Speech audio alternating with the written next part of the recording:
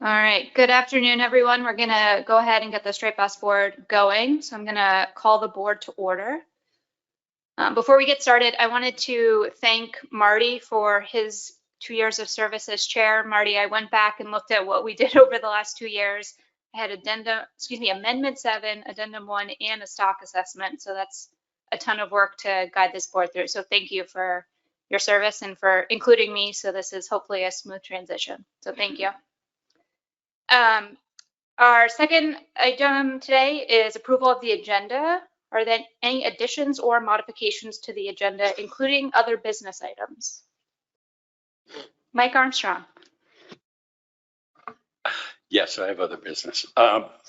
If there's time, if we're not beaten to a pulp at the end, I need about 1 minute to tell you about a study we're doing that involves citizen science and the collecting of data on terminal tackle. And we've completed a year in Massachusetts, and what we're looking for are other states. So we'd contact the I&E department and hopefully find a way to recruit from your state. We need warmer water. We need other types of tackle. The study is online. I can give you how to reach what we've already collected. It's tremendous. So if there's time, and I might have actually just given the spiel I needed.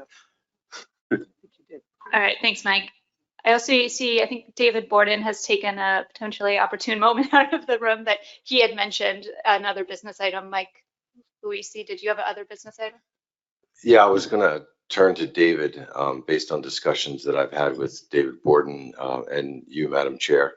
This morning, we have, after everything is said and done today, we'd like the opportunity to perhaps address or at least discuss a path forward over the coming months as we build and lead into the next assessment.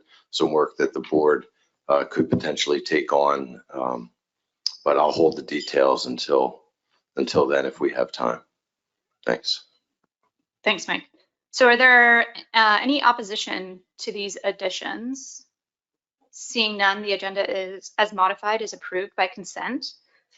Next is approval of proceedings from October 2023. Are there any edits to the proceedings that were in your meeting materials? Seeing none, those are approved by consent. Next is public comment. This is for items not on the agenda. So I'll look for either raised hands in the meeting room or on the webinar. All right, so we have 2 hands online. The first is Tom Foti. Tom, this is for items not on the agenda, and you have 3 minutes.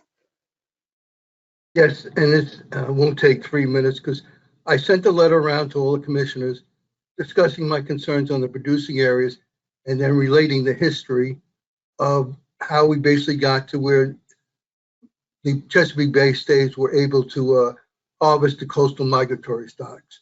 My concerns is that a lot of what we're having problems with is ecosystem, is basically, the warm water and everything else that's going on in the bays and estuaries. And we're not doing enough research to basically figure out what's the problem. We also need to basically put Delaware and the Hudson River both back as producing areas and to put in research to find out what they are contributing to the coastal migratory stocks. Because as I see, as we warming up the waters in the bays and estuaries, we're going to be traveling north. And I'm hoping that we basically start seeing, because of the change of temperatures and everything, that we get more production maybe out of Connecticut, their estuaries.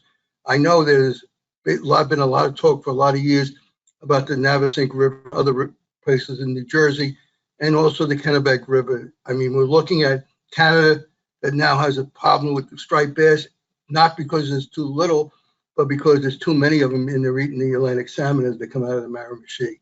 So I think we need to basically, I think of Wilson Laney doing all the tagging studies, but they've always done in North Carolina off the shore of Virginia. Because of the huge amount of striped bass that are off of New Jersey for the last couple of years, in the fall, we should be doing testing up there and basically the same kind of tagging study that Wilson was doing in the lower. I will basically only use 2 minutes of your time. Thank you. And the reason I'm bringing this up now is because at my last meeting as a commissioner, I basically asked that we do the same inclusion in this addendum. So I'm asking that if you do a new addendum, please include this in. And if you want to read about history, I know we have changed how we do the tags because I was informed by a few people, but when I asked if this is the original way it was done, they said yes. They just weren't sure of the percentages. And thank you for the time and thank you for the opportunity.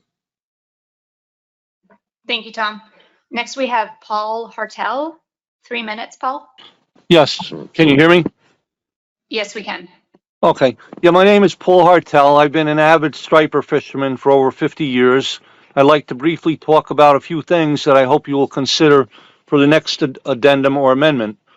One thing is that we have more than enough stripers in the spawning stock biomass to produce a good spawn in the Chesapeake. The strict regulations that we have now may increase the biomass somewhat or perhaps keep it stable. However, due to many other factors, it is unlikely to improve spawning success. By preserving the biomass, you are ensuring that fishing will be better than if you allowed the biomass to be further depleted. The problem that we have now, though, is that we have had very poor young of the year indexes for the Chesapeake Bay for the last 5 years. You finally seem to agree that we need to protect the 2015 year class, but I'm urging you to take action to protect the last two above average year classes of 2017 and 18. There's a lack of smaller stripers in and migrating from the Chesapeake. The best way to protect them would be to raise size limits for recreational fishermen and ban commercial netting there until the stock is restored. Otherwise, when the biomass of larger stripers die off for whatever reason, there will be very few fish to take their place.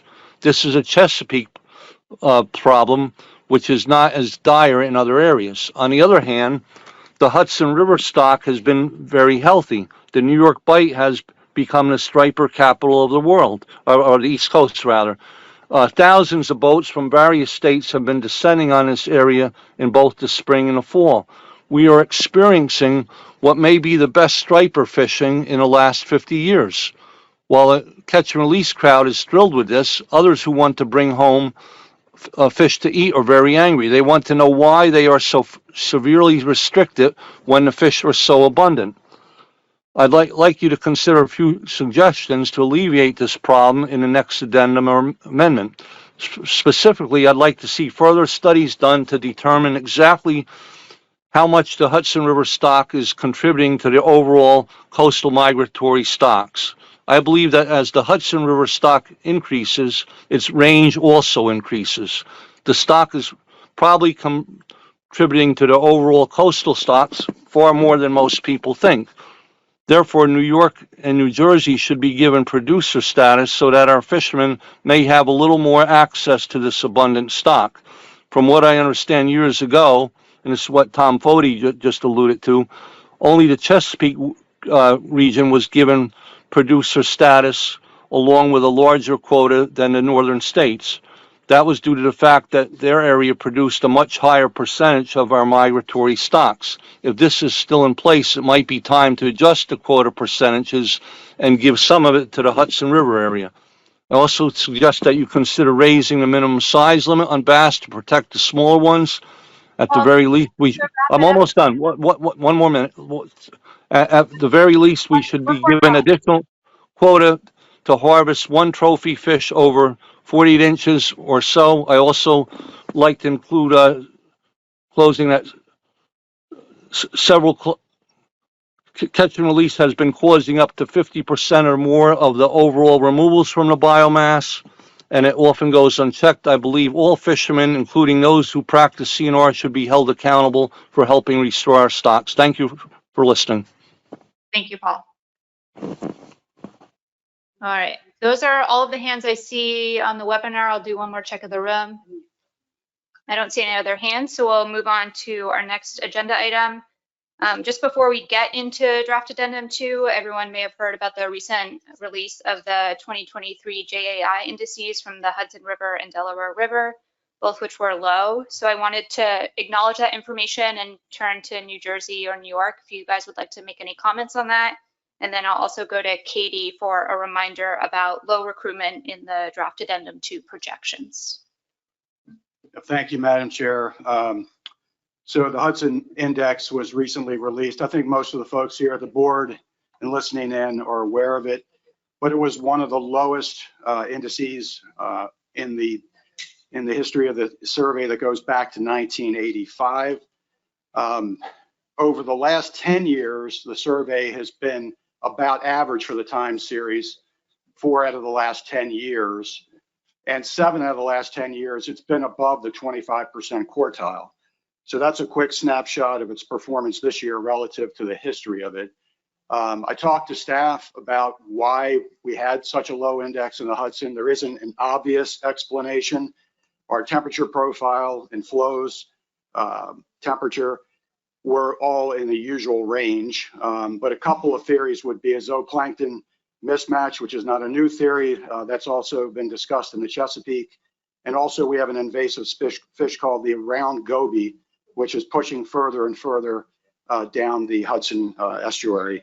And it's uncertain as to what impact that species may be having. But that's the Hudson update. Thank you. Thank you, Marty. Joe, did you want to add anything? Yeah, I guess just quickly, not a lot to add. The Delaware River Seine survey has always been pretty spiky. It has been 3 years of well below average for the mean, so it is concerning. I would just assume that we're seeing the same things that you're seeing in a lot of other places, unfortunately. Thanks. Thanks, Joe. I'm going to turn to Katie now for a reminder on our low recruitment assumptions and the projections. Yeah, so we have a stock assessment through 2021. So we have an estimate of age 1 recruitment through 2021. For 2022 and 2023, we were able to use or predict the recruitment level from the observed Maryland JAI, which is very strongly correlated with our estimates of age 1 recruitment from the model. So we were able to capture some of that low recruitment that we are seeing in one of our most significant juvenile indices for 2021 and 2022 and 2023. And then going forward for the rest of the years in the rebuilding and F-target projections, we are pulling from the low recruitment regime as opposed to the full time series in order to project recruitment going forward. So some of the observed low recruitment is already folded into these projections to a certain degree. And we're using that low recruitment regime, which makes it more conservative about what we expect recruitment to be over the next few years. But obviously, the most recent indices will be folded into the next stock assessment update, which will give us a little bit of a better handle on what recruitment has been like over the last few years, sort of that realized recruitment within the model. And then we'll be using the low recruitment regime going forward for our rebuilding projections coming out of that assessment as well. All right, thank you, Katie. So we're now going to turn to our primary agenda item today, which is draft addendum 2 for final approval. Emily is on the line and she's going to review the options in draft addendum 2, provide a summary of the public comment, and then also the advisory panel report. And then Sergeant Jeff Mercer, who's our law enforcement committee representative, is going to provide the enforcement committee report. The plan is to roll through all of those presentations and then we'll start with questions at the end of those. So Emily, feel free to take it away. Thank you so much, Chair, and I'm sorry I can't be there in person today, but we will get into the presentation. So on the next slide, you'll see the outline. I will go over briefly the statement of the problem and timeline for the draft addendum, and then I will get into the management options and the public comment summary. And then the AP chair asked that I also give the AP report today, so I will do that as well. And then I will pass it to Sergeant Mercer for the Law Enforcement Committee report after that. And as the chair mentioned, the board action for consideration today is to select management options and consider final approval of Addendum 2. So the next slide, the statement of the problem is that projections indicate that there is a low probability of rebuilding the stock if the high fishing mortality rate we saw in 2022 were to continue. And as a reminder, that increase in 2022 was driven largely by an increase in recreational harvest. And there is concern that the Amendment 7 management measures, combined with the availability of the strong 2015 year class, will lead to high catch again in 2024 this year. And there's also concern that if the upcoming 2024 stock assessment indicates that additional management changes are needed, then in order to stay on track for rebuilding, then the typical addendum process would take too long to respond and too long to get new management measures in place. So draft addendum 2 was initiated to address these concerns and to support stock rebuilding. So on the next slide, draft addendum 2 considers options for recreational and commercial measures to reduce removals to achieve the fishing mortality target in 2024. And projections indicate that a 14.5% reduction from 2022 removals is needed to meet that target. And then the addendum also considers an option to allow the board to respond more quickly to stock assessments via board action. And then finally, in response to concerns about recreational filleting and compliance with size limits, the addendum also considers establishing minimum requirements regarding filleting of recreationally caught striped bass. So on the next slide, just a note that draft addendum 2 is intended to build upon the 2023 emergency action, and that action implemented a 31-inch maximum size limit for recreational fisheries. And just by its nature, the emergency action is temporary. So the emergency action is currently in place and it is effective through October 28th of this year, or until addendum 2 is implemented, whichever comes first. So that emergency action is temporary, while this draft addendum 2 considers options that would more formally change the measures of the fishery management plan. So the timeline on the next slide, the board initiated this addendum back in May 2023. The addendum was developed and then the board approved the draft addendum for public comment in October of 2023. Public comment was open through December 22nd, 2023, and we're here now at the January 2024 board meeting for the board to consider final approval of addendum 2. And the board will also determine the deadline for states to implement these addendum measures. So on the next slide, during the public comment period, we did receive a total of 2,832 written comments. 1,062 of those comments were individual written comments.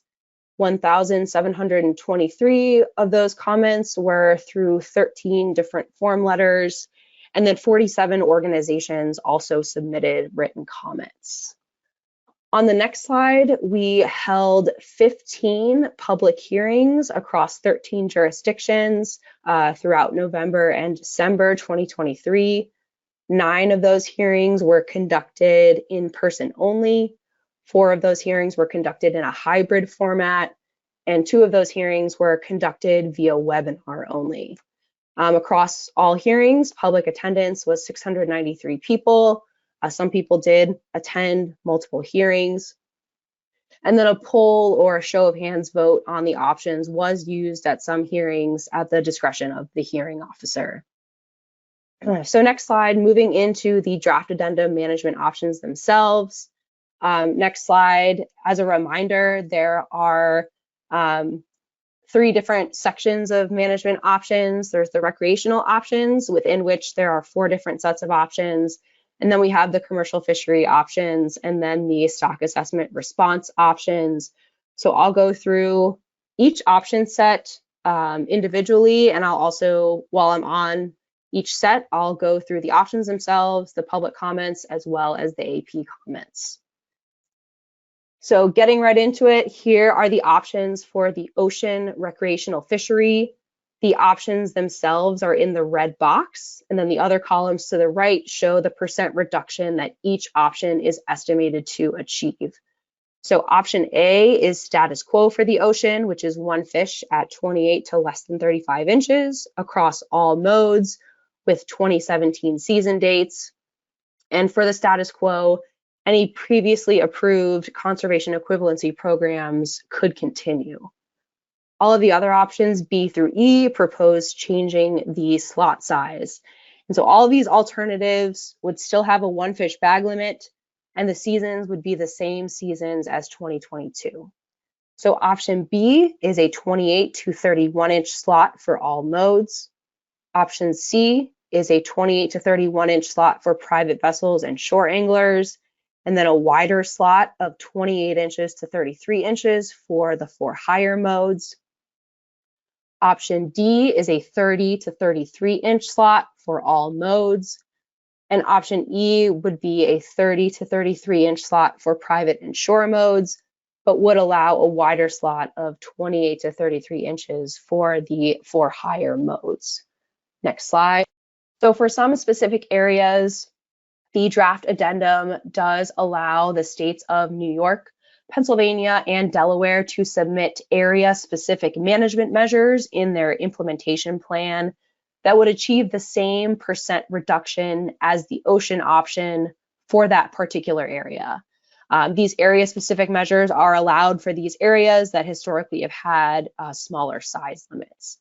So for example, if the board selected an ocean option that was estimated to achieve a 14.1% reduction, New York would then submit measures for the Hudson River that would be estimated to achieve a 14.1% reduction relative to the Hudson River's current 18 to 28 inch slot, for example.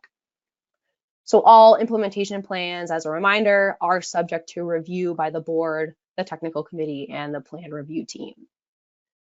So next slide, for the public comments on the ocean recreational options, you can see that the vast majority of public comments did favor option B for the ocean, that 28 to 31 for all modes. And then the second most supported option was option C, that's the 28 to 31 inch for private and shore, and then 28 to 33 for the for hire. So next slide, those in support of that option B, 28 to 31 all modes, noted that this is the most conservative option with the highest reduction to support rebuilding. Those comments noted that this option would protect the 2015 year class, particularly considering recent low recruitment and the lack of upcoming strong year classes. Most of these comments did note specific opposition to any sort of mode split. The comments noted that the entire recreational sector should have the same regulations and participate equally in rebuilding the stock. And they noted that anglers should have the same fishing opportunity. And then some comments noted a concern that even the most conservative options would have less than 50% chance of rebuilding the stock. On the next slide, you'll see those that were in support of option C, the mode split, noted that the for hire sector is a very small portion of the ocean recreational fishery, and the for hire sector did not see the same level of increase in 2022 as the private and shore modes. The comments also noted that a wider slot would have a very negligible impact on the estimated reduction. And stakeholders also noted that the current narrow slot has had negative impacts on their for hire businesses, and they've seen fewer bookings this year. Comments noted that a wider slot for hire would attract customers and would support anglers who do value bringing a fish home. And comments also noted that a wider slot would decrease release mortality and that they've seen many dead fish this year with the narrow slot. So on the next slide, moving into the advisory panel comments on these ocean options, 8 advisory panel members did support this mode split, option C, noting that a wider slot would reduce discards for hire trips, and also noted that, if reducing fishing mortality is the primary goal, that option B and C have about the same estimated reduction, so there would be no reason not to support for hire businesses. On the next slide, there were 4 advisory panel members who supported option B, the 28 to 31 across all modes. Similar to the public comments noted, this is the most conservative option to support rebuilding. All anglers should have the same opportunity. that a mode split would create division between sectors and that there is no data justification for a mode split. There was concern that the mode split options were developed without considering the broader allocation. And if a mode split were implemented, it would be extremely difficult to revert back to one mode in any future action. There was also a comment that a mode split should have a more comprehensive data-driven discussion at the amendment level, and that draft addendum 2 had very little analysis for these types of options, and that all modes should work together to rebuild the stock. And then finally, on the next slide, there was one AP member who did support status quo, option A, noting that there were too many fish being released under the narrow slot that's in place now. So a wider slot would be necessary to reduce discard mortality, and noted that it's difficult to fish in such a small size range and that you're sort of at the whim of whatever is biting on a particular day. So that wraps up the ocean options. On the next slide, I'll move into the Chesapeake Bay recreational options. Again, the options themselves are in the red box. The other columns to the right show the overall reduction estimated for each option. Option A for the Chesapeake Bay recreational fishery status quo is one fish at an 18-inch minimum size with 2017 season dates, and approved CE programs could continue. All of the alternative options B and C propose implementing a bay-wide slot limit. As most folks are aware, the Chesapeake Bay jurisdictions, many of them are currently operating under conservation equivalency programs, so the size limit is not consistent across jurisdictions. These options would provide a consistent size limit across the bay. So option B1 would be a 19 to 23-inch slot with one fish for all modes. And the seasons would be the same as 2022, and that season would be the same for all of the alternatives here. So option B2 would be a 19 to 24-inch slot, one fish, all modes.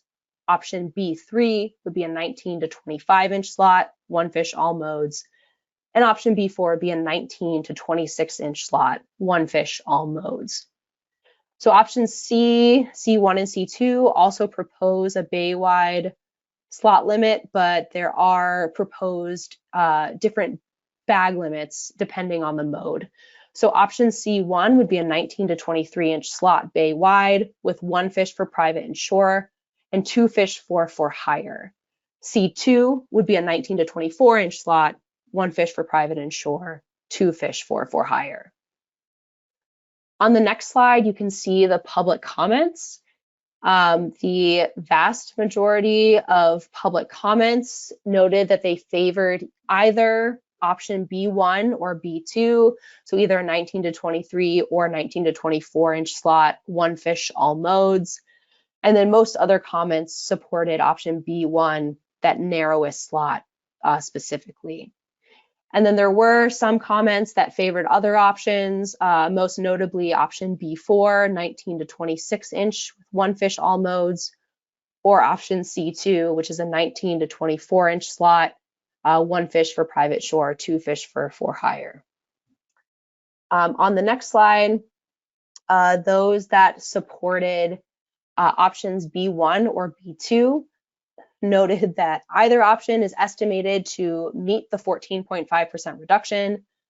Those supporting B1 specifically noted it's the most conservative to support rebuilding, and there's also a need to protect the 2018 year class. Many of these comments, similar to the ocean comments, noted specific opposition to mode splits, so the entire recreational sector should have the same regulations, contribute to rebuilding, and have the same fishing opportunity. And there was also specific concern about poor recruitment in the bay. So on the next slide, those in favor of the Chesapeake Bay option B4, so that wider slot, 19 to 26, all modes, noted that a wider slot would have the lowest release mortality.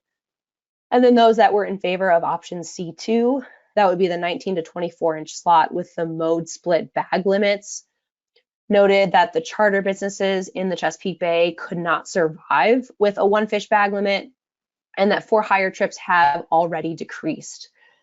Comments also noted that Maryland for-hire operators do participate in the state's electronic reporting program, and through that program, they provide detailed information on trips and catch. On the next slide, we get into the advisory panel comments on the Chesapeake Bay options. Excuse me. And 6 advisory panel members did support option C2 for the Bay. Again, that 19 to 24-inch slot with the mode split bag limits. Similar comments to the public comments that for-hire businesses in the Bay need 2 fish to survive and attract customers, and that the Chesapeake Bay fish are much smaller and the season is short, so those 2 fish are necessary to sell trips. Noted that the for-hire sector relies on striped bass to make a living in the Bay and that few other species are available. Also noted that for-hire vessels, again, participate in electronic reporting. And another comment was that a 2 fish limit would help deter throwing back a smaller fish in the hopes of catching a larger one. On the next slide, there were 3 advisory panel members who supported option B1, that 19 to 23-inch slot, 1 fish, all modes. The AP noted that private and shore anglers in the Bay face similar challenges as the for-hire industry as far as the short season and limited species, so all modes should have the same opportunity. There was 1 AP member who supported option B4, that wider slot of 19 to 26 to reduce discards. And then there was 1 AP member who supported any of the B options, so any slot as long as all modes had the same bag limit. So that wraps up the Chesapeake Bay recreational options. The next slide, we will get into the for-hire clarification option. So if the board does select a mode split option for either the ocean or the Bay, the board would decide whether they want to clarify how the measures would apply on for-hire trips. So option A, status quo, is there is no requirement in the plan on how for-hire measures would apply. The alternative, option B, would add a clarification to the Commission's FMP, and that clarification would read that for-hire management measures apply only to patrons during a for-hire trip, and that captain and crew during a for-hire trip would be subject to the private vessel and shore angler limits. Next slide. So as far as public comments, fewer people commented on this topic overall. The majority of comments did support option B, adding that clarification into the FMP. Most comments that did support option B noted that they were opposed to mode splits overall, but they commented just in case a mode split is implemented. And then those that supported option A, supporting no clarification, noted that that type of provision stating that for-hire measures apply to patrons only would be unenforceable. So moving into the AP comments on the next slide, there were 4 AP members who supported that status quo option A, not adding the clarification. Again, noting that this would be unenforceable, and particularly enforcing different size limits on the same vessel would be problematic. They also noted that many vessels may operate both as for hire and private vessels. So again, it would be difficult for enforcement and just overall not enforceable. There was 1 AP member who did support adding the clarification, acknowledging the difficulties with enforcement, but noted that it would be a goodwill gesture to support mode splits. So that wraps up the for hire clarification. Moving into the recreational filleting options. The status quo option A here is that there is no requirement in the Commission's fishery management plan regarding filleting of striped bass. So it's currently up to the states whether or not they want to set any guardrails or requirements regarding filleting. The alternative here, option B, would establish minimum requirements. So for any state that does choose to allow at-sea or shoreside filleting, there would be some minimum requirements. And those requirements would be that racks would have to be retained, the skin would have to be left intact, and possession would be limited to no more than 2 fillets per legal fish. And then states could consider adding any additional language relevant to their state regarding when and where racks can be disposed. So next, moving into the public comments on recreational filleting.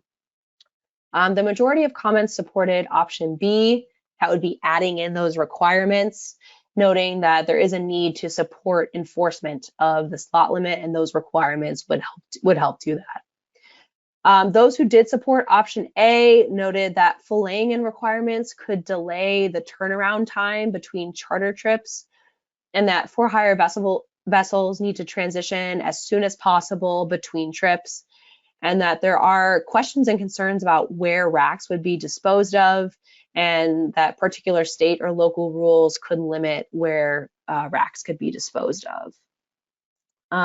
So the next slide, as far as the advisory panel comments on filleting, 9 advisory panel members noted support for the status quo, no filleting requirements.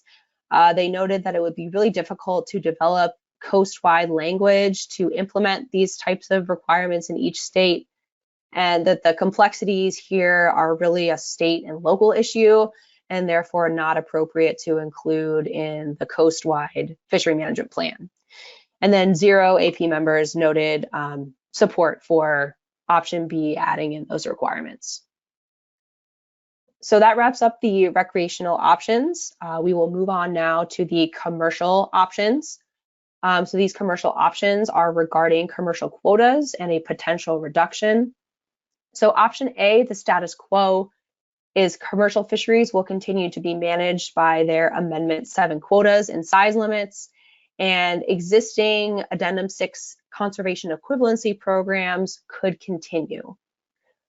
The alternative here is option B, and the ocean and/or Chesapeake Bay commercial quotas would be reduced by up to 14.5% from their 2022 quota levels with their 2022 size limits. So the board would specify what the percent reduction is between 0 and 14.5. So as far as public comments, option B, the up to 14.5% reduction, was favored by the majority. And then there was some support for option A, status quo, particularly from the commercial sector. So on the next slide, support from the public for option B, the quota reduction. Comments noted that all sectors should take an equal reduction to rebuild the stock. There was noted support for the full 14.5% reduction, and some comments noted that the reduction should be from landings, not from the quota. On the next slide, those who supported option A, the status quo, noted the commercial sector should not be penalized for the increase in the recreational sector, noted that the commercial harvest is a small portion of the total fishery with relatively stable landings, and also that the sector is heavily monitored with accountability through tagging and quota paybacks. Comments also noted there have been multiple reductions in the last several years, and any additional reductions would be detrimental to the industry and have negative economic impacts. So on the next slide, we get into the advisory panel comments. There were 7 AP members who supported the status quo quotas. Similar comments as the public comments, that the commercial sector should not be penalized for the recreational increase. The reduction would be an economic loss for harvesters and for local markets. Again, noting, excuse me, the industry is highly regulated with hard quota caps. The quotas are rarely exceeded. One moment.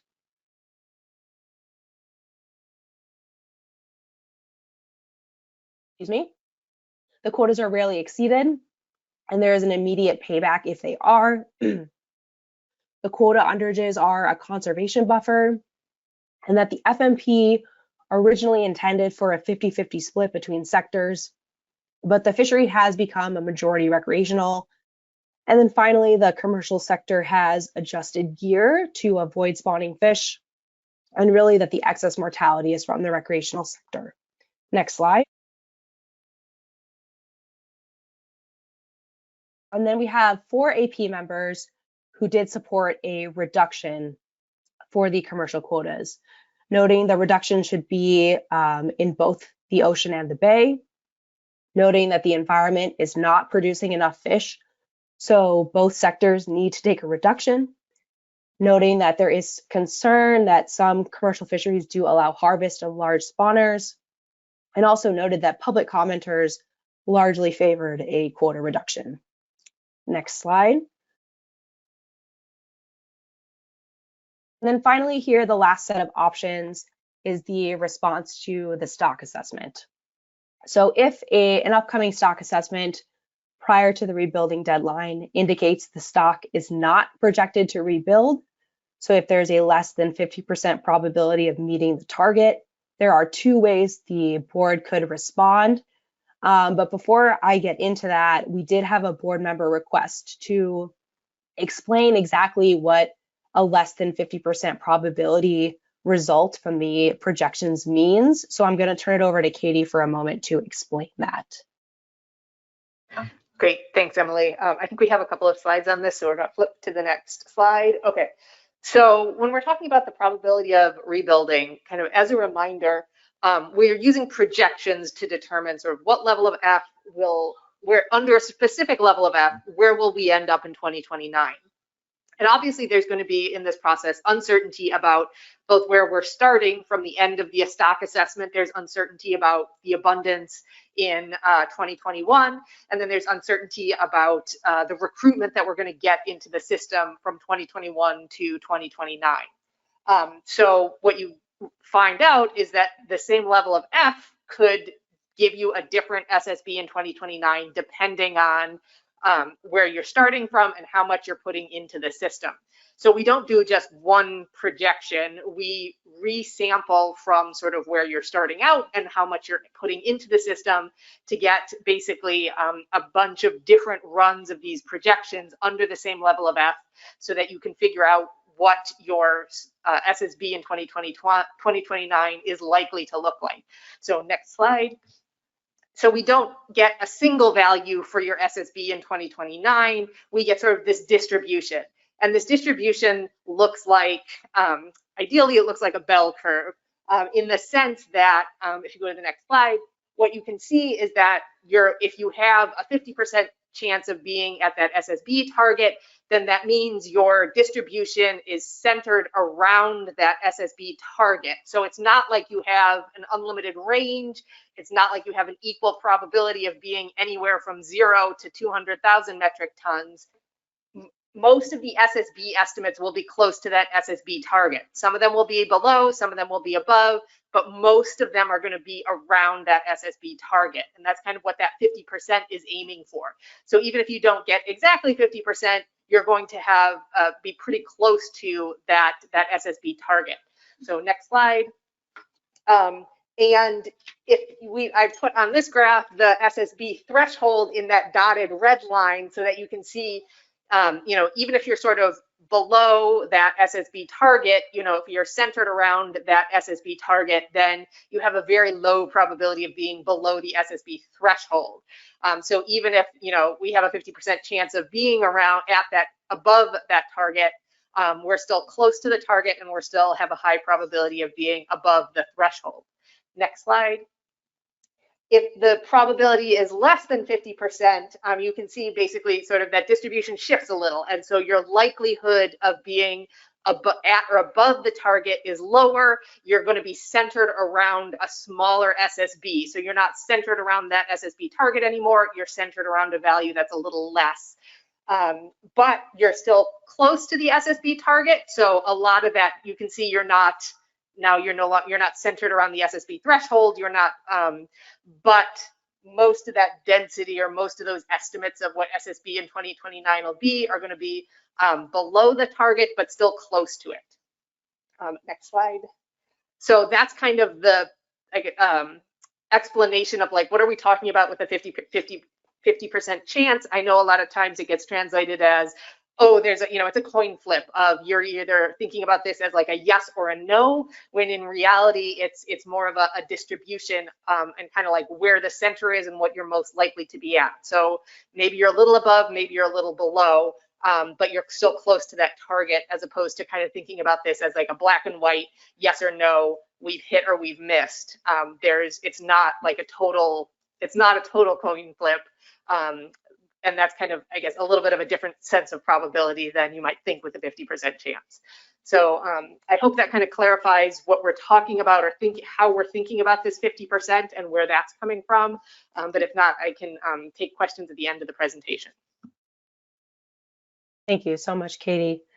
So again, if we have an upcoming stock assessment prior to the rebuilding deadline with a less than 50% chance of meeting that spawning stock biomass target, the board has two options in how they can respond. The first option, A, is the status quo. The board could initiate the typical addendum or amendment process. There would be a public comment period with hearings and written comments. However, new measures would likely not be implemented until close to 2 years after the assessment.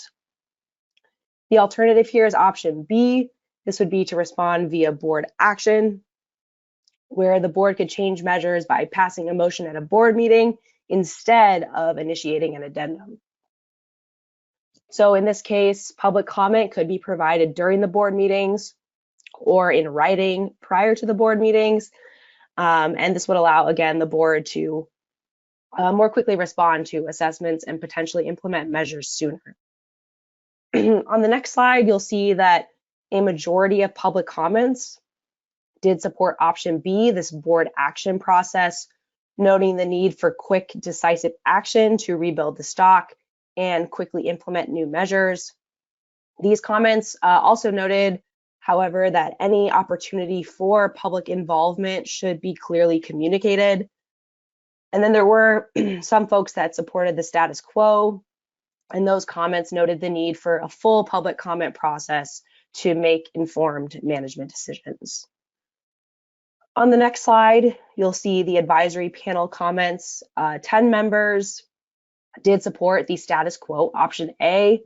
There was concern about losing public comment opportunity. It was also noted that the existing emergency action provision allows the board to take action in an emergency. So during a non-emergency, the board should use the typical addendum process. There was some frustration with the emergency action experience from last year and the lack of advisory panel or public comment.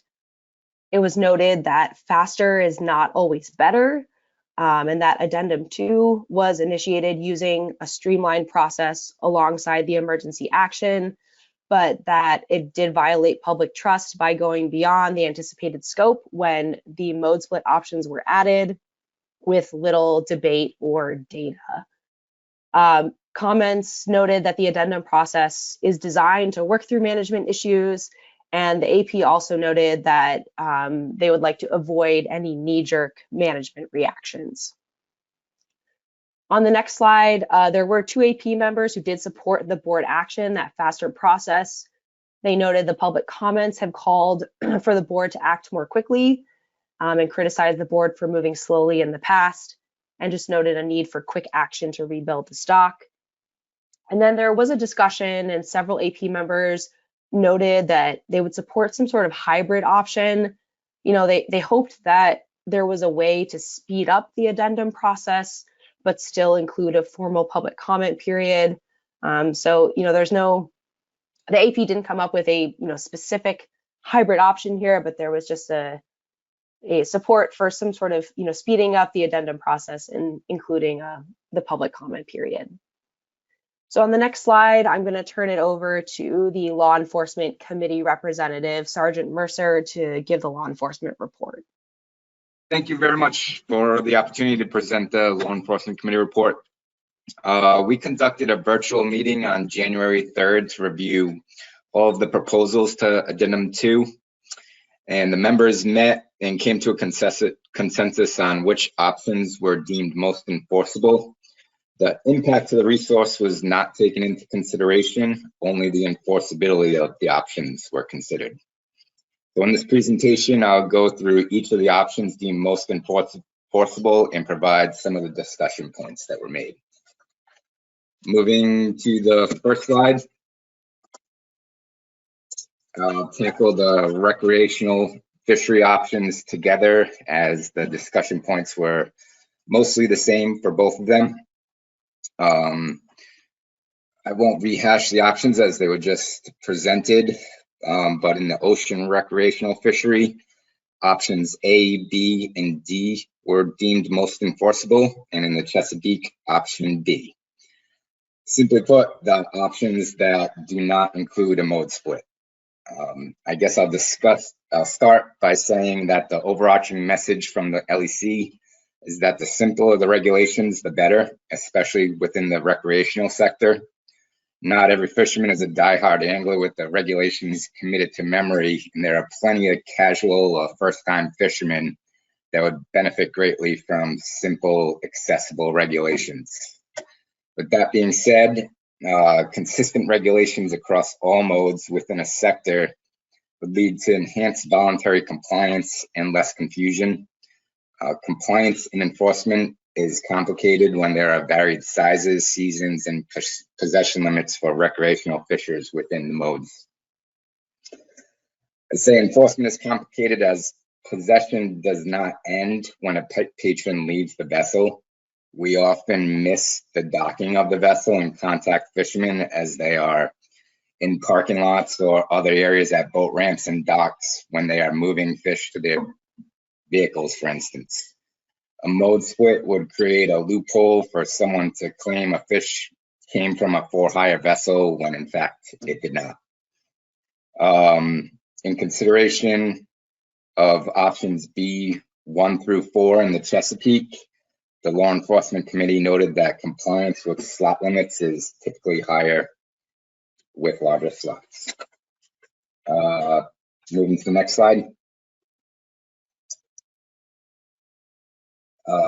The for-hire clarification, the Law Enforcement Committee supports status quo with no requirements regarding for-hire measures that would apply to individuals during for-hire trips.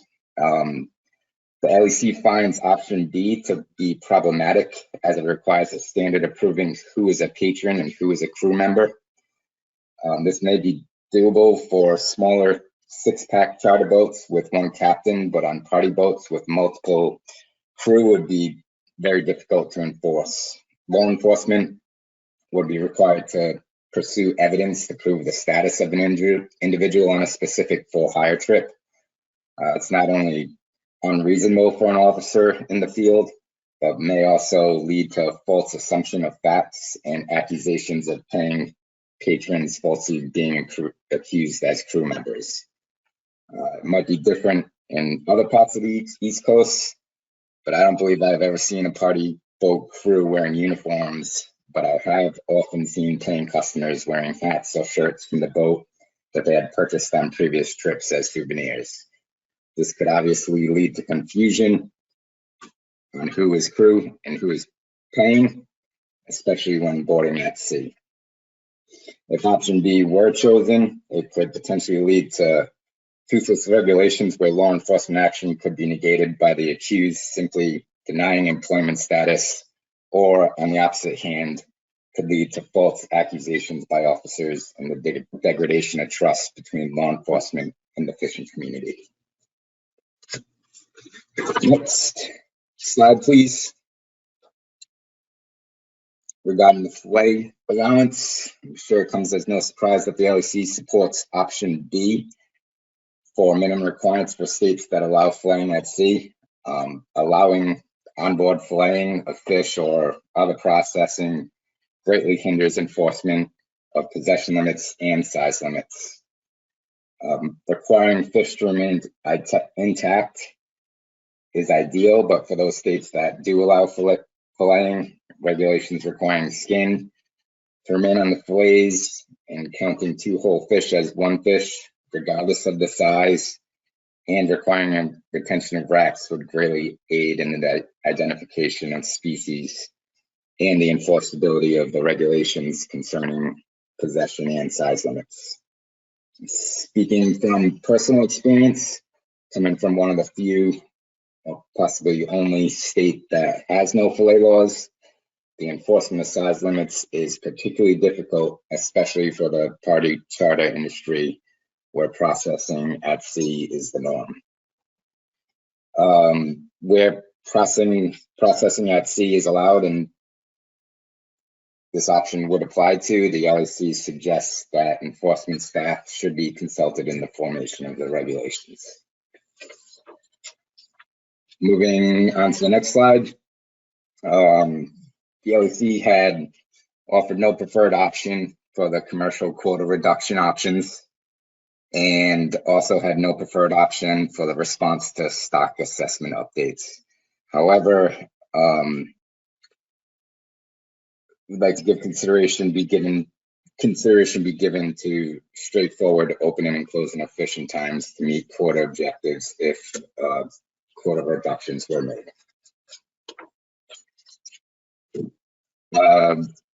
Finally, I'd like to again thank you for the opportunity to provide these comments, and I'm more than happy to answer any questions.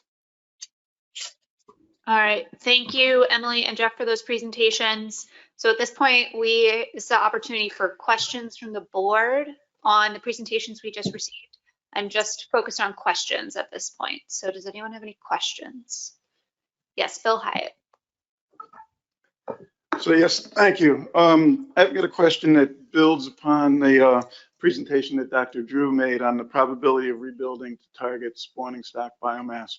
My question has to do with the 14.5% reduction. I understand that 14.5% reduction in removals is needed to achieve a 50% likelihood of achieving F target in 2024.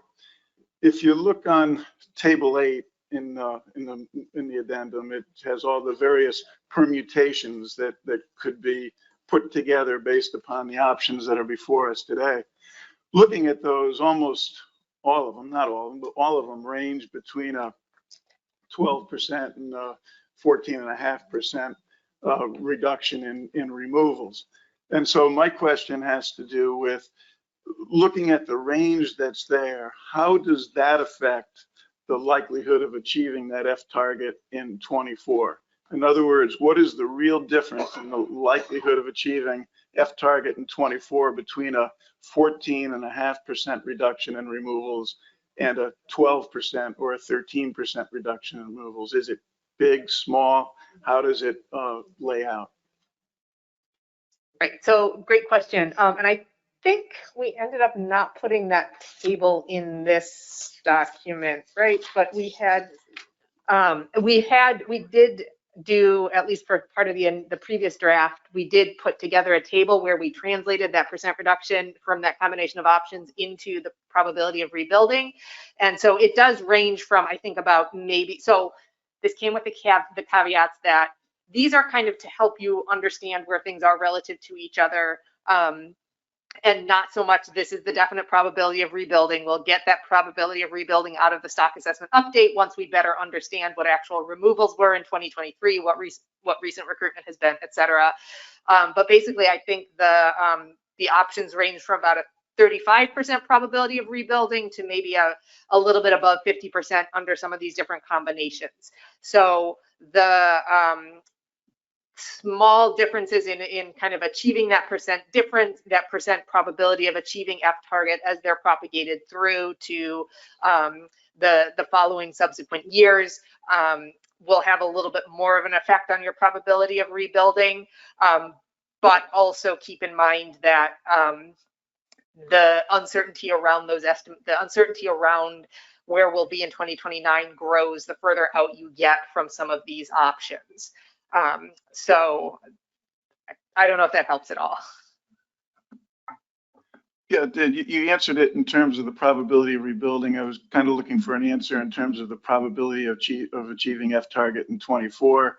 I mean, well, that's what that, oh, sorry. So like, yeah, the in terms of, and I think it was a similar probability of achieving of like, so going from what's the difference between a 12% to a 14% in terms of the probability of achieving F target, I think had sort of a similar range of, we're looking at maybe like a 35 to a 55% probability where, you know, the lower reductions are going to lead to a lower probability of achieving F target, and the higher reductions are going to lead to a higher probability of achieving F target. Keep in mind, this also does not include any uncertainty about the reduction that we're getting out. So, you know, we're assuming that this measure will lead to that percent reduction. Whereas, you know, when we actually implement these, that does not always come out to be the case. So none of that uncertainty is included. It really is more uncertainty about kind of our starting point and our recruitment and things like that. Next question was from Doug Grout.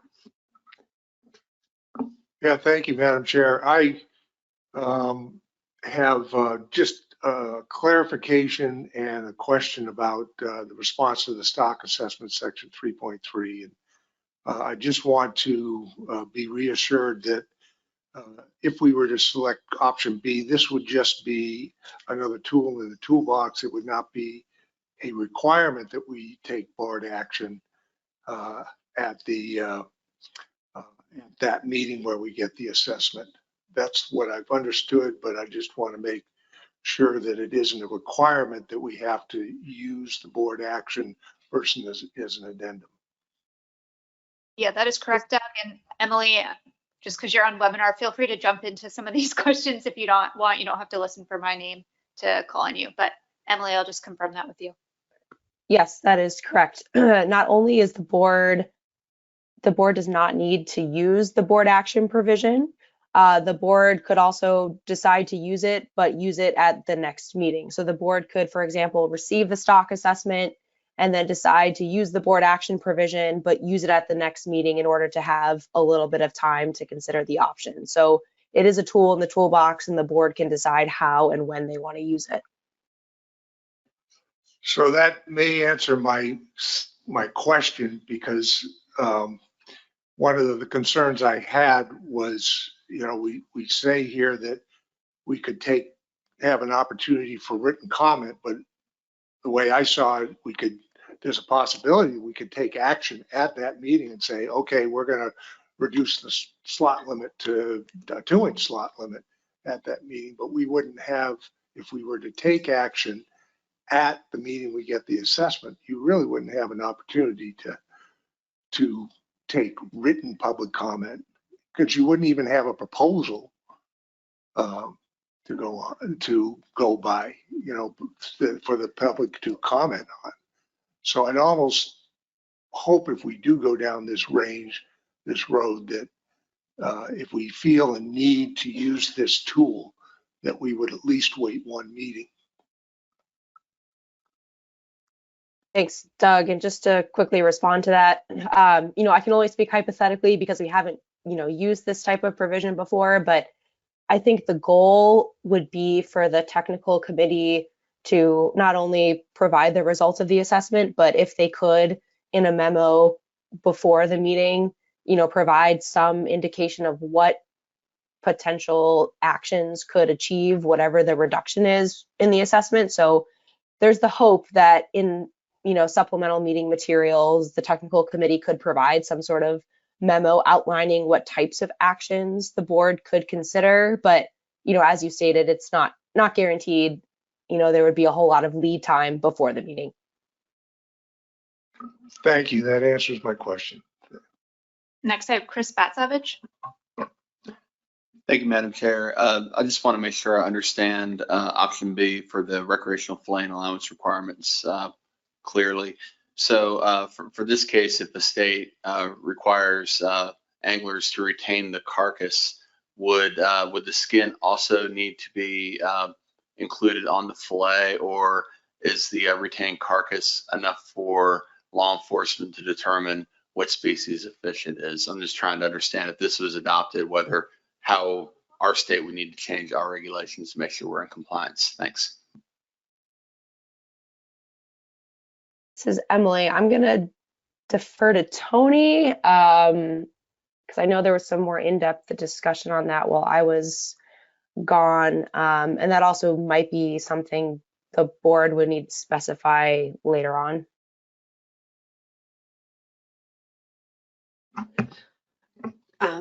So Chris, I think what the PDT was going for here is to make sure that the states that allow filleting, that your regulations encompass enough measures that we would be able to identify what that species is. And it provides, so the option B is trying to provide some general guidance, but it doesn't give a exact requirement. But we know that there are some issues out there in this subject matter, and so we're trying to get some better regulations without being too specific, since the differences in the filleting allowances across the board are quite variable.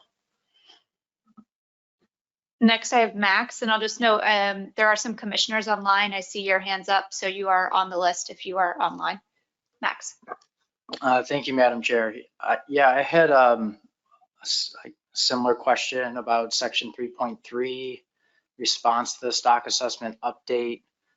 Emily's presentation sort of, something caught my eye. Status quo says that the board would initiate and develop an addendum based on the probability coming out of the assessment. Is that, maybe I missed it in Amendment 7, is that the case, or would it be more accurate to say that the board could initiate an addendum? Thanks, Max. It should have said could. You're right. So unless a management trigger is tripped, the board is not required to take action. So the board could initiate an addendum or an amendment. They don't have to. Next, I have Lauren Lustig. Yes, thank you very much, Madam Chair. My question is for Sergeant Mercer with the law enforcement.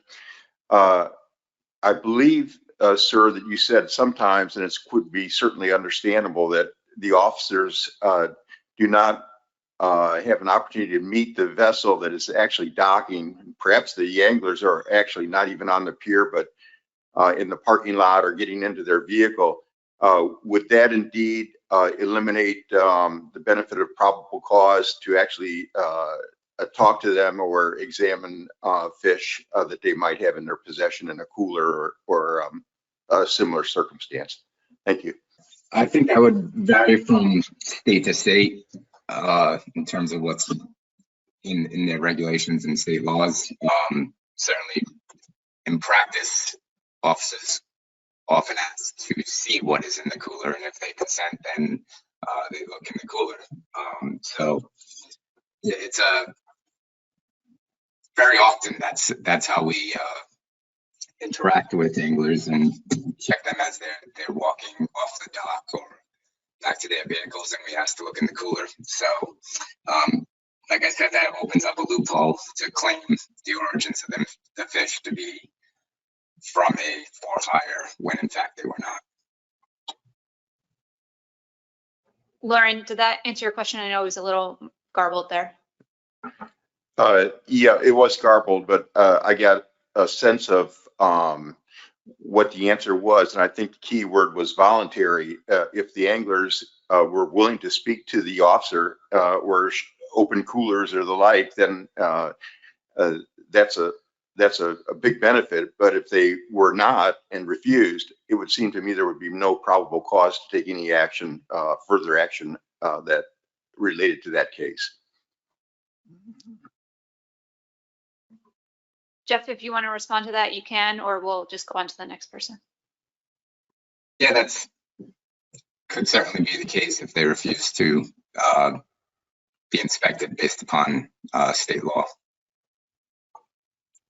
All right, next is Chris Kuhn. Thank you, Madam Chair. I just had a quick clarification question for Emily. So in the ocean recreational fishery options, there's in the general provisions, it talks about for all ocean options, and then lists New York, the Hudson Bay Management Area, Pennsylvania, all state waters, Delaware. So in the context of the conservation equivalency provision for those states as well. I believe it defines it differently for Pennsylvania in there as the Delaware River and estuary. And in this section, it talks about all state waters. And so can I get some clarification on what all state waters mean? I'm assuming that to be the Delaware River and estuary. Thanks, Chris. Yes, that's correct. The wording there was not as clear as it should have been. What it really was, intending to communicate is that the alternative size limits that you have in the spring, the FMP would allow you to submit alternative measures to your current smaller slot to achieve that reduction. Thank you. Thanks, Chris. Next, I have Emerson Hasbrook. There we go. Thank you, Madam Chair. Can you hear me? Yes, we can. Okay, thank you. And thank you, Emily, for your presentation. And also, thank you, Emily, for the way that you conducted the New York public hearing by trying to keep people on track. Not always an easy thing to do. So my first question, I guess, is kind of a two-part question. So for most of the written comments and comments received at the public hearing, the majority of those commenters, again, written and at the public meetings, were recreational fishermen primarily. Is that correct? That's the first part of my first question. Yes, I would say overall, most comments we received are from recreational anglers. I think just because there are far more recreational anglers out there as compared to the number of for-hire businesses, commercial fishermen, et cetera. Right, thank you. However, on our own AP, we have a more balanced representation between recreational anglers, the for-hire industry, and commercial fishermen. So that provides us with a more balanced representation. And as I recall from your presentation, the AP, the majority, actually twice as many, I think, members of the AP supported option C for the ocean fishery. And there was also overwhelming support for option, I think it was option A, status quo, for the commercial reduction. Do I have that right? And then I've got another question. Yes, that is correct. Right, okay, so from the AP, which is more balanced representation, they're favoring option C for the ocean and status quo on commercial reduction. And then my final question, so for the for the options that we have for the ocean recreational fishery, none of them achieves a 14.5% reduction. I mean, the board decided to remove seasonal closures several board meetings ago. So because of that, we don't have any ocean options that achieve that 14.5% reduction.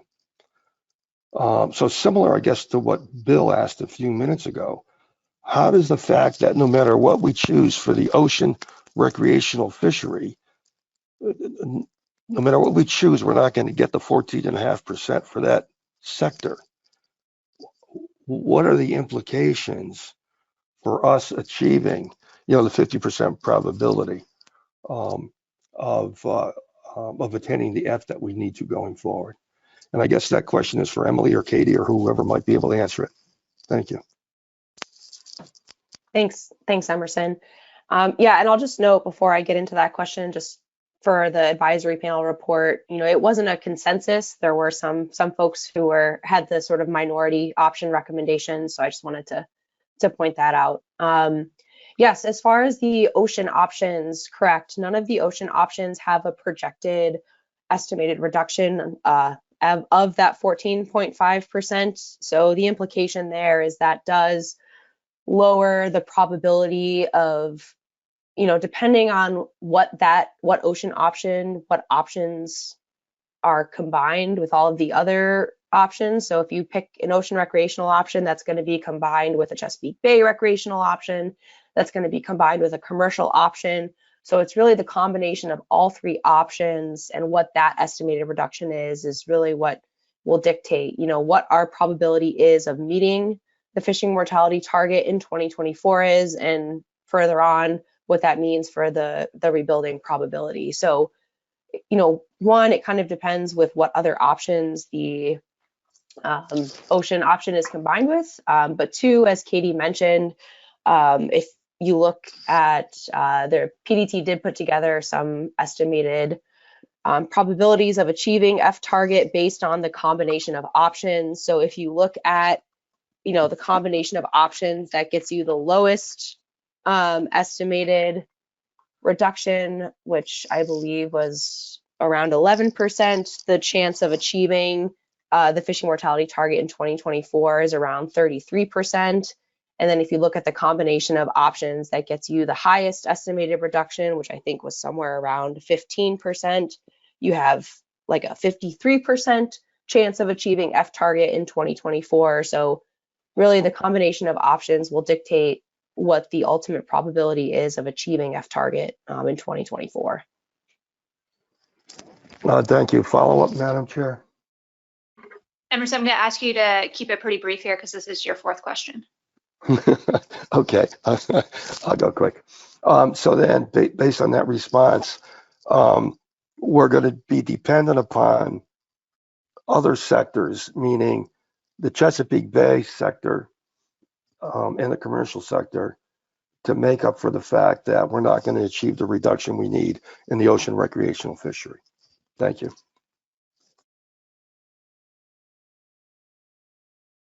Okay, I'm not sure there was a question there, so I'm going to go on to John Clark. Oh, thank you, Madam Chair. I had a question for Sergeant Mercer, also law enforcement, and just curious about what actually counts as for hire, because I know you said it's, your law enforcement has problems with the split mode anyhow, but I know we have a lot more anglers that have the uninspected vessel or the 6-pack license, and in states like ours, it'd be pretty easy to buy a charter license. Also, it's not that much more expensive than a boat license. And would you have any way to determine whether a boat is actually a for hire, boat that's charging passengers, or if the boat is just somebody who has the right licenses and is therefore can be considered for hire? Yeah, that's always a challenge. In the state of Rhode Island, we license charter boats, but whether or not the paying customers are paying customers or just friends and it's a recreational trip, that can certainly be difficult to prove at times. So that would be a challenge if there was a mode split. I know other states don't even license or give a permit for charter boats. So it basically fall back onto whether or not the person has a captain's license at that point. So yeah, that would be additional challenge with the mode split and proving whether or not it was actually a for hire trip or not. It could just be someone who has a charter license with friends or non-paying customers on board, and then it'd be challenging to prove one way or the other.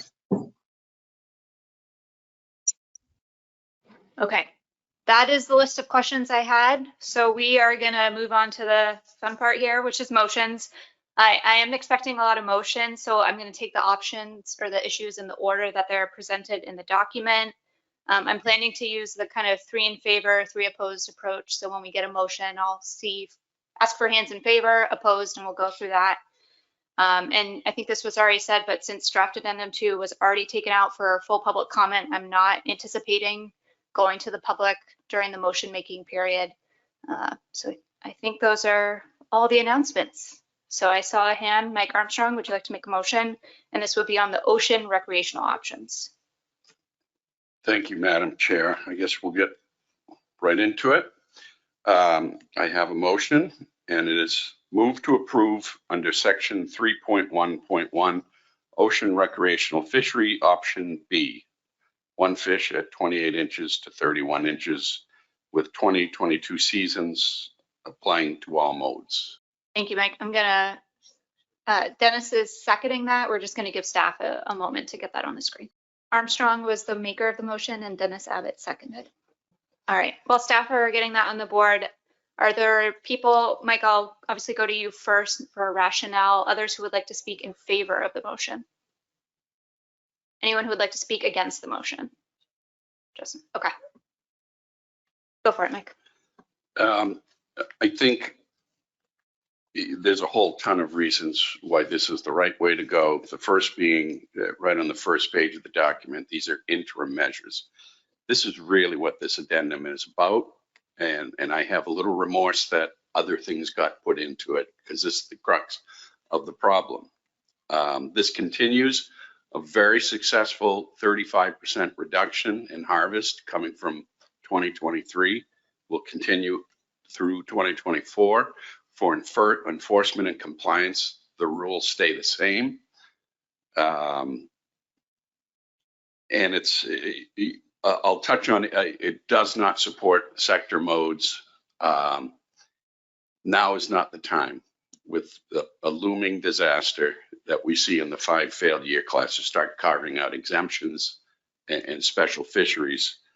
And more so, this is for interim measures in an addendum. If we went to mode splits, that's a paradigm shift for the most important rec species on the East Coast, or at least in the Northeast. It needs far more vetting, far more discussion than addendum that moved pretty quickly. I won't say if I'm for or against mode splits, but it certainly probably is not the time to do it.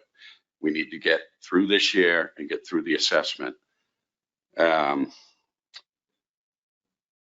I think, yeah, and it also achieves the highest reduction of all the options. So I'll stop there. Dennis, I'm just going to check in with you as seconder. Yes, thank you, Madam Chair. Difficult to follow Mike Armstrong when he gives reasons for supporting this motion. But the thing that strikes me is that any broadening of the size limit kind of makes a setback from what we were trying to do. If we're trying to, as we were trying to protect various years of various sizes, if we jump around with the size limit, we defeat the original purpose of what we did with the 28 to 31. All right, thank you, Dennis. Justin, you are the next hand I had. Thank you, Madam Chair. And I'd be willing to, or I'd like to make a motion to amend at this time if you're willing to entertain that. So I would move to amend to replace option B with option C, which is one fish at 28 to 31 inches with 2022 seasons for private and shore, I believe, and 28 to 33 inches for the for-hire sector. And I can give it a moment. I'm sure staff can wordsmith that. Emerson will second that motion. Thank you, Emerson. I think we know what we're talking about. So Justin, I'm going to go for you for rationale while staff are typing. Okay, thank you, Madam Chair. So, you know, I can understand the arguments against option C and in favor of option B. You know, this does represent a major change to the management program for striped bass. We're in a rebuilding plan. I can see the argument that it's a time for maximum conservation. You know, law enforcement doesn't prefer this option. It's also not the option that was preferred by the majority of public comment. So I want to acknowledge that I think there's good arguments on both sides of this, and I can totally understand anyone who would not support option C. I've been swayed by the outpouring of comment that I've gotten from the for-hire sector in Connecticut about what they perceive as a real threat to the viability of their businesses if we continue the 28 to 31 inch slot into this year. I've probably heard from more people about this than I've heard about anything since I've been in my job. I'm also swayed by the fact that when you look at Table 8 and Addendum 2, voting up option C will make no material difference to the reduction and removals that we're going to achieve with addendum 2. And therefore, I would think it's going to make no difference to our probability of rebuilding. Also, the decisions we make here about striped bass, we're not making them in a vacuum. For the 6 species that our for-hire sector relies on, which would be, summer flounder, scup, black sea bass, striped bass, bluefish, tautog. Since 2018, we've seen more restrictive regulations for all those species. In some cases, in successive years, I think we're doing our 3rd year in a row of scup reductions. This year on a stock that's, at 150% of target. I won't go into that. That's for another meeting. We've also lost access to the fishery for mako shark, which was important to our for-hire sector for the component of it that, sold trips to anglers to fish offshore. So, for those reasons, I'm willing to entertain option C at this point and providing a little bit more opportunity for the for-hire sector. But I'll just say again, I can totally understand the arguments on both sides of this. Thanks, Justin. Emerson, I'm going to go to you as the seconder of the motion. Yeah, thank you, Madam Chair. I agree with everything that Justin just mentioned. We're only looking at a 0.1% difference in the reduction in the ocean recreational fishery. This will provide some relief to the for-hire industry, and it doesn't result in a material difference compared to option B, and there really is no impact on our rebuilding. And again, I agree with everything that Justin just mentioned. Thank you. Thank you, Emerson. So we're going to look for 3 in favor of the motion to amend. Who'd like to speak in favor? Yep. And 3 who would like to speak against the motion. Okay, Jay, we'll start with you. Thank you, Madam Chair. Try not to restate everything that Justin and Emerson said, but I'll offer that, I feel the same as Justin with respect to what Dr. Armstrong offered, agree with the need for conservation. But I think, in this case, we can still achieve our conservation goals while, allowing a little flexibility to the party and charter industry that, I feel warrants some attention. I'm worried about them, to put it that way. In my state in particular, I think the opportunities for them to maintain their businesses are diminishing. And so this gives a little flexibility to them, and we still meet our conservation goals. And so I favor it for that reason. I also wanted to comment, Dr. Armstrong talked about, this being the venue for what is a really important change. And I totally agree with that. I wish we had done this concept of a mode split in a more comprehensive way. We have, in fact, attempted that over a number of years, and we've not gotten any traction, to move forward. A little bit has been done here and there, but so I lament the fact that that hasn't happened in a more comprehensive way. But, the way things stand now for this important fishery, I'm comfortable with option C. I think we still can achieve our conservation goals with it. Thank you. Thank you. I'm going to alternate between the in favor and against. So next I have David Sikorsky. Thank you, Madam Chair. I think there's been some great points on both sides, and I just wanted to highlight that the whole purpose of the emergency action and a large part of what we're doing here today is to make sure we don't overexploit the fish that are out there. As you all know, coming from my neck of the woods, this neck of the woods, there aren't a lot more to replace them. And I recognize the impact that it has on all of us coastwide, no matter how we participate in this fishery. But this motion is chasing the 2015 year class as they grow. That's not a good idea, because there's not a lot behind them to replace it. And so I think it flies in the face of what this board's already decided in the recent past. And I think it flies in the face of the purpose of this document. So I oppose this motion. Thank you. Thank you. Next I have Mike Louisi. Thank you, Madam Chair. I'm going to speak in support of the motion to amend for 2 reasons. One, which was already brought up, these This addendum is an interim measure that we're putting in place until the next action. And I feel strongly that that next action will probably be a year from now, when we're discussing the assessment and the result of that assessment. What troubles me, and I'm speaking for the charter sector in general rather than in my own state.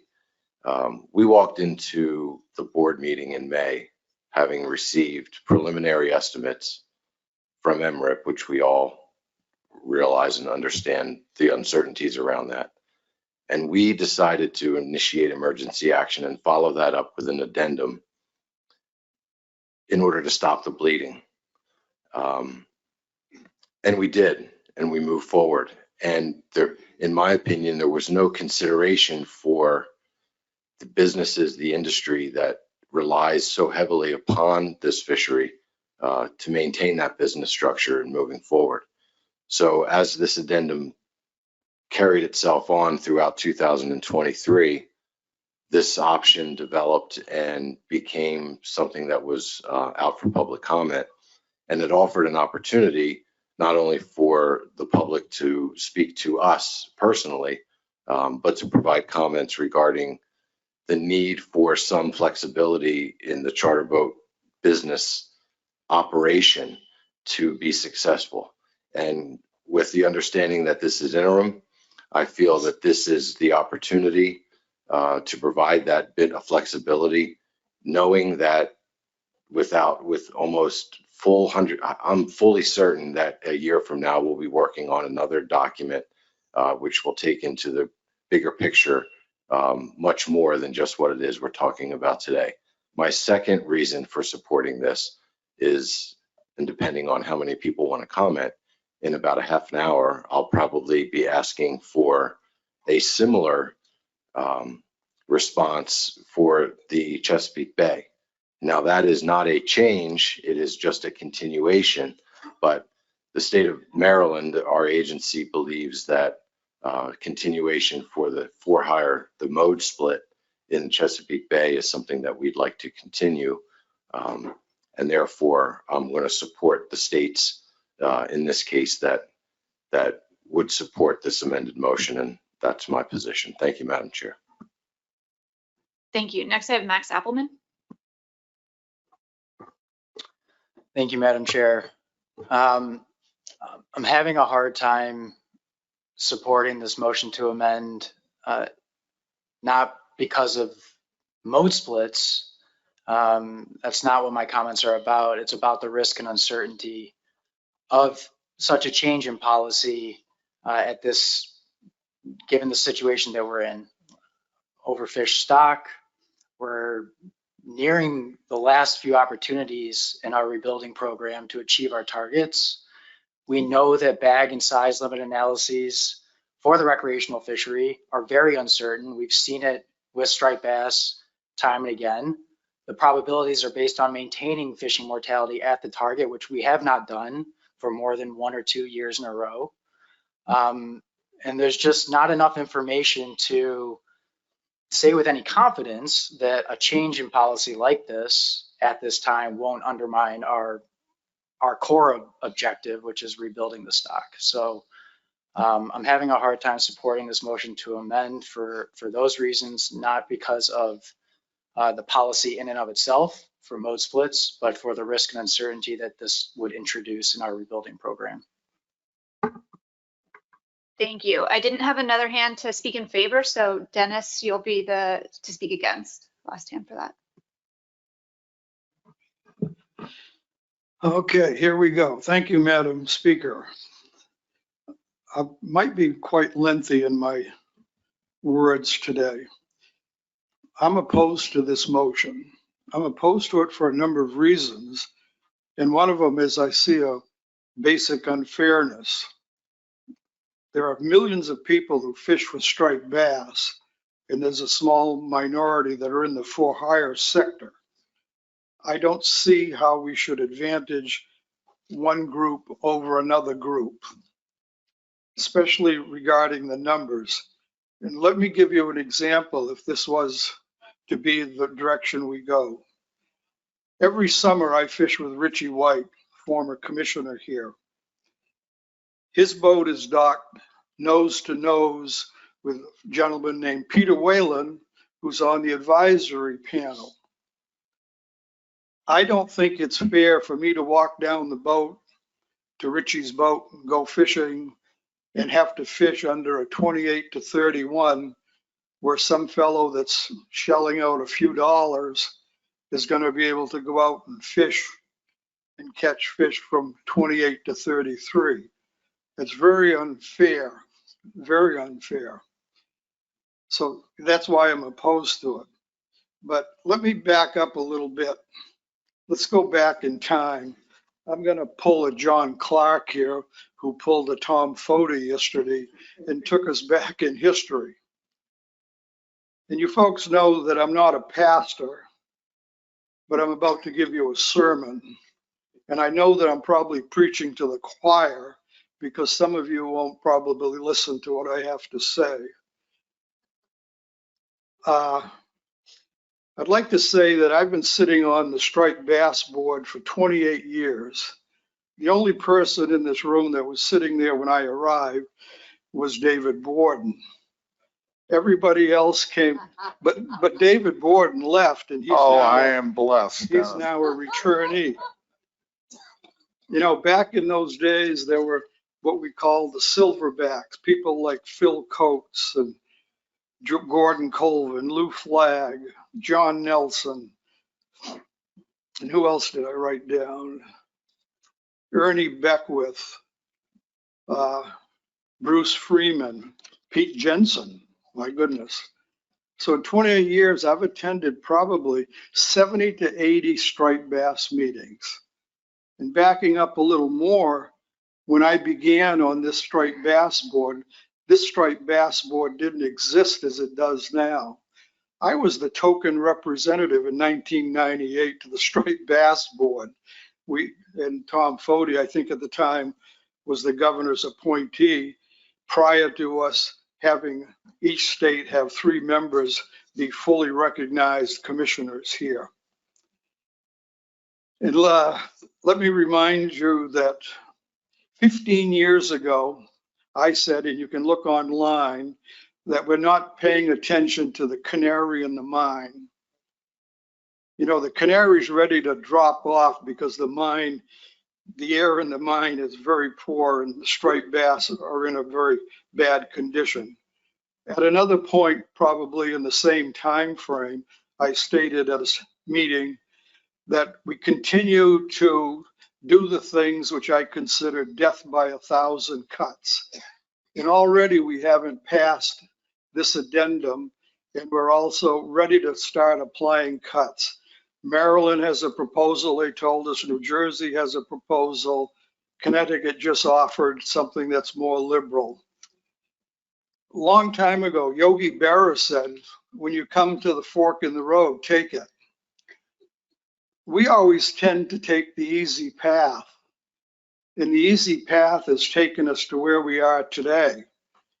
And we're in a precarious position, I believe, with all these years of poor recruitment and reading about the Hudson River having poor recruitment. We're in trouble with striped bass, and we should be conservation minded as much as we can.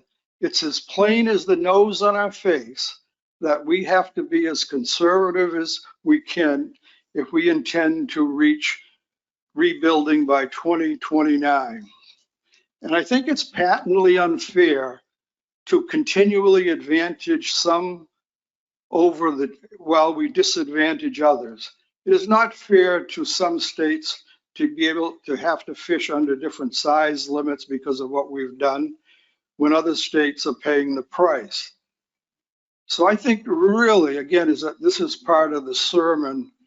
I think it's time for us to stand together and do the right thing.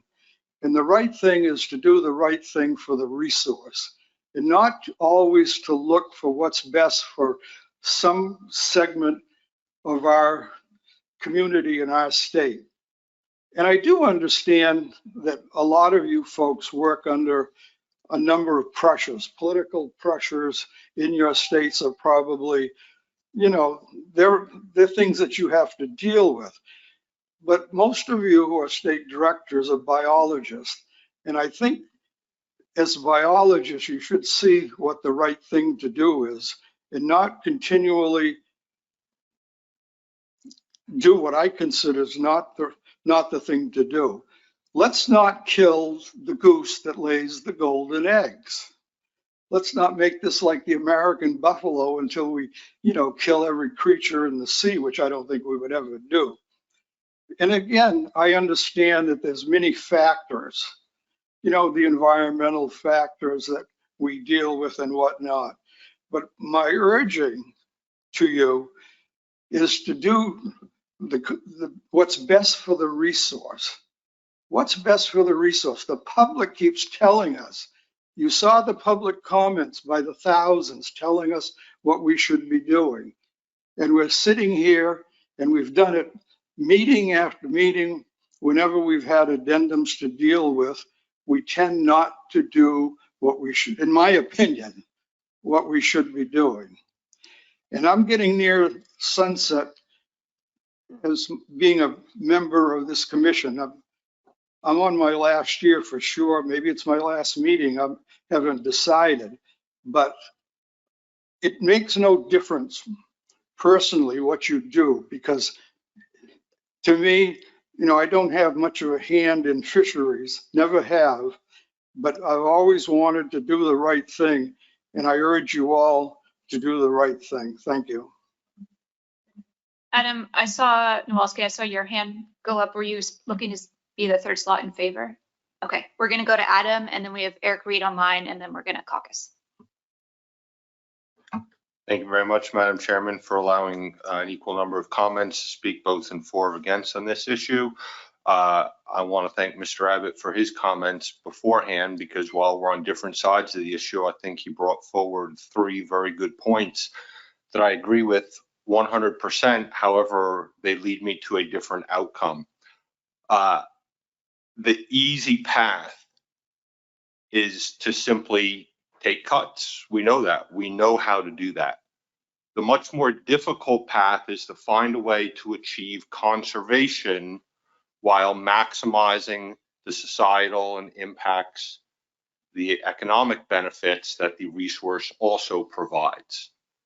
So this option that Dr. Davis has put forward, in my opinion, is actually not taking the easy path, is the more challenging one. I think that with regards to the comment of looking across the dock and saying, I want the person to be equal to me, I also agree with that statement, that there should be a level of equality shared. But the reality is that the actions by this board and the commission over the last 2 years have actually created significant inequality. Specifically, the recreational sector on this fishery in particular is very diverse with regards to an element of fishermen that are interested in harvest and those that are interested in only the sport aspect in releasing. And every action that this board has taken for the last 2 years has impacted negatively only the harvesting sector, with no impact on that sector that only wants to release. And now we have a document in front of us that in black and white says the recreational release mortality is going to increase. That element of the fishery, while the harvesters are asked to help benefit the resource, the release portion of the fishery is going to have a negative impact on the resource. So for me to look at this and truly talk about equality of the angler, the boat across from me, it's incumbent upon all of us to share that. When the overall reduction is so close that we're talking about tenths of percentage points, while we're going ahead and essentially giving a free pass, I would encourage this board here on this action to do exactly as Mr. Abbott said, go ahead and not take the easy path, challenge ourselves to do something that is not going to result in a more negative conservation impact on the resource. Therefore, I support the motion. Thank you. All right, thank you, Adam. Last hand was Eric Reed online. Yeah, thank you, Ms. Ware. I don't want to upset your 3-3 count, so I'm just going to ask a general question, even though I support option C for all the previous speakers' reason. Would that be okay? Sure. Okay. So in the discussion 15 minutes ago, not 15 years ago, or however long back in time we've gone in the last 15 minutes, the ability to actually reach the required reduction with some certainty is, in my mind, going to require that we adopt every one of the most strict options in all the different categories. You know, I've heard 35 to 50 something percent, depending on what options are selected. So it would seem to me to get to 50% or above 50%, every one of the most strict options has to be adopted by this board in the next few, whatever, minutes, hours, days, whatever it's going to take. So my question is, if option B, which is 0.1% more than option C, would prevail, but any other option in this document that does not meet the highest reduction in that category should pass, something less than max passes, what is the mechanism to revisit this motion C if it should fail? If I vote on the prevailing side, can I revisit the motion before this meeting ends and address the hypocrisy that may or may not happen in the next hour or so? Is that possible? I think it is. Thanks, Eric. My understanding is someone on the prevailing side of the motion would have to make a motion to reconsider. And that would be the prevailing side of the motion that passes. So if C should fail and D should pass, then I can make a motion to revisit C as well, because it's the underlying motion, the main motion that passes. If I support that, then I can revisit anything in this topic. Is that right? Correct. But if you're wanting to potentially make a change, you want to see if this motion passes, this motion would become the main motion. You do have the ability to amend that new main motion if you want, or you want to carry on with business and then you just decide, I'd like to revisit this. If you are on the prevailing side of whatever the main motion is that passes, then you can ask to do that. Okay, because I would make a motion to table, but that would be a waste of time. So I'm going to keep that in mind and preserve my ability to revisit should hypocrisy prevail in the next little bit of time. So thank you. Dennis, you have a parliamentary inquiry? Okay, go ahead. Eric was talking about, motion to reconsider. Can an individual, if he's from Rhode Island, if the state of Rhode Island votes in favor of the motion, but Eric as an individual was on the opposite side, I actually said that backwards. If Rhode Island voted against it, we'll say, a motion, can Eric as an individual make a motion to reconsider? I'm going to go to Bob.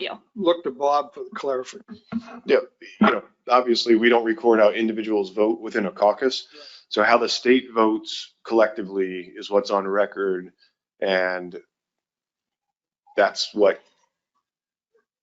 determines if they can or cannot revisit that motion or initiate a revisiting of a motion. So if it's 2-1 within a caucus and that state votes in favor of something, it doesn't matter which one of those three individuals wants to revisit, then that state and that motion prevailed and was passed, that any one of those three individuals could ask to revisit that motion because their state voted in favor of a motion that passed. Does that make sense? Yeah. I'm going to refocus us on the motions that are on the table. We're going to do a 1-minute caucus based on the discussion we just had, we will be doing roll call votes. So 1 minute caucus. That was 1 minute. Do states need more time?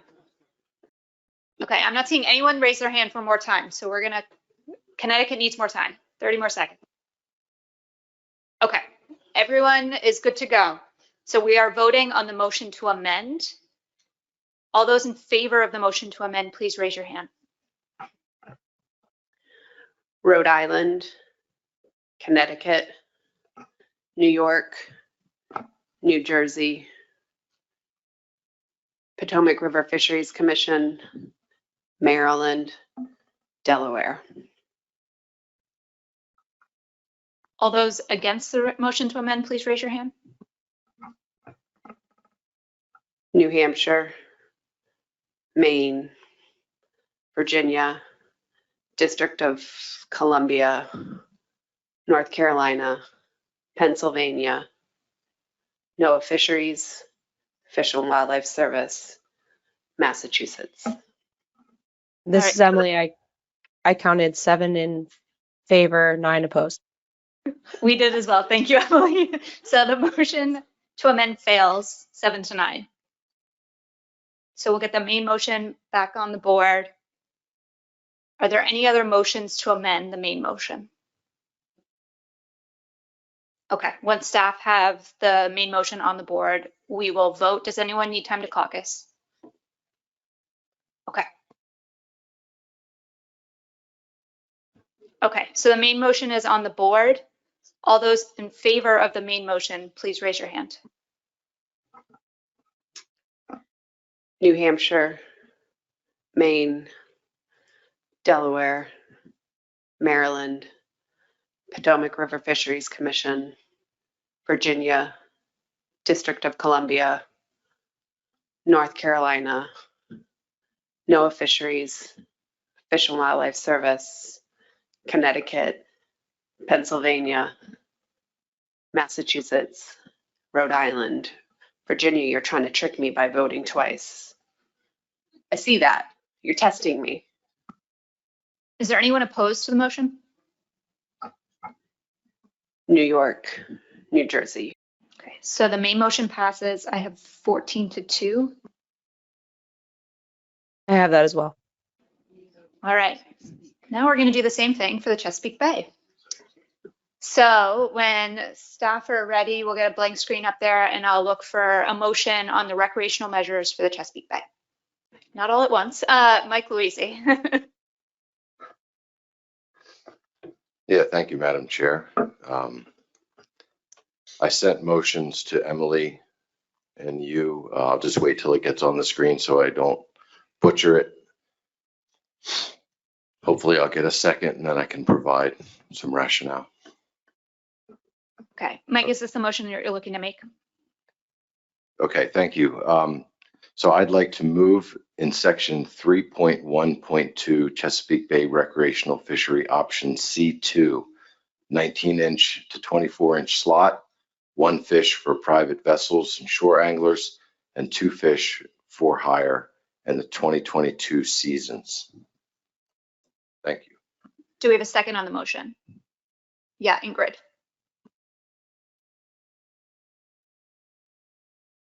Mike, would you like to provide some rationale? Of course. I'm not going to go back to the same discussion that we just had, and I'm hopeful that the outcome will be different here. I realize, and I agree with a lot of what the commenters said. I think Adam Nowalski really struck a chord with me in his comments. He said a lot of the same things that I wanted to discuss here today regarding my rationale for this option. And while I mentioned it earlier, I'll restate for the record that the split mode option that we have currently in Maryland is in place. It's not a new option. It's not something that we're adding as a result of this addendum. We have had split modes through conservation equivalency in Maryland since 2020.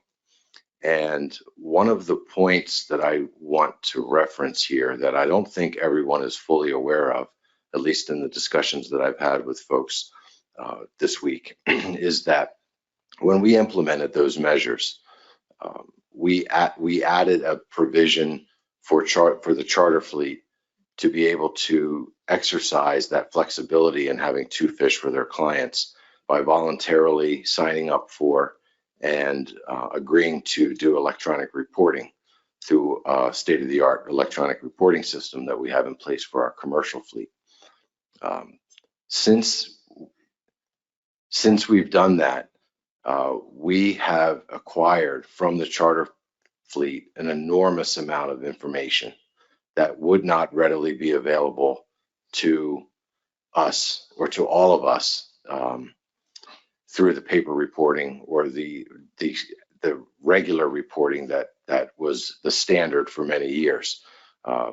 We have over 35,000 angler reports, as well as over 50,000 trips where we've been able to acquire information on discards, the types of hooks, the hook location, the amount of effort that's being applied as far as time. All of these pieces of information, I think, are going to be incredibly valuable as we move forward in our discussions about the recreational fishery. There's a lot of interest out there about understanding more thoroughly how the recreational fishery participates with striped bass. And I think that this information is going to be critical as we move forward in understanding not only the recreational fishery in the bay, but taking into some consideration the charter fleet and the ability that they have to provide this information is invaluable. What I fear is that if we don't have a two fish limit for this upcoming year through our next management option or our next change, which is a possibility for, in the future years as a result of the assessment, that we're going to lose all of that information. The reason why we're getting it is because we've offered it as an incentive to that program. So I'll stop there with the information. I just wanted to make sure everyone was on the same page regarding what we acquire, the type of information that we're getting from the charter boat fleet. The second point that I'd like to make has to do with fairness. Fairness has been brought up. It's been discussed. And in my opinion, it's very difficult for me to have two different sectors of the same group. So you have your, as Adam mentioned it, your sport angler, your catch and release angler, and your for hire captain who's taking trips for parties for the purpose of business. It's very difficult for me to look at those two individuals and believe that they're one and the same.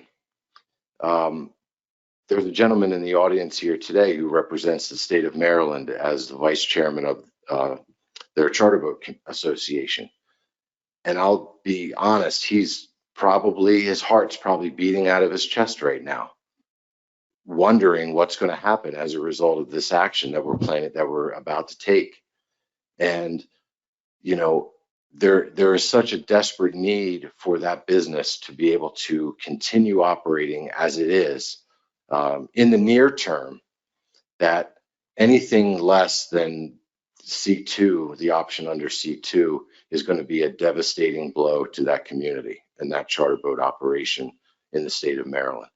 Now, I speak for Maryland, and I'm not speaking for the entirety of the Chesapeake Bay. So the way that I perceive this to happen is if this were to be supported by the member states around this table, each state within the jurisdiction of the Bay could or could not implement those measures. If the state of Virginia chooses not to implement that measure, that's the decision of the state of Virginia. We would go forward and implement that. And I think we've accomplished something in that we would now all have the same minimum size limit, the same maximum size limit.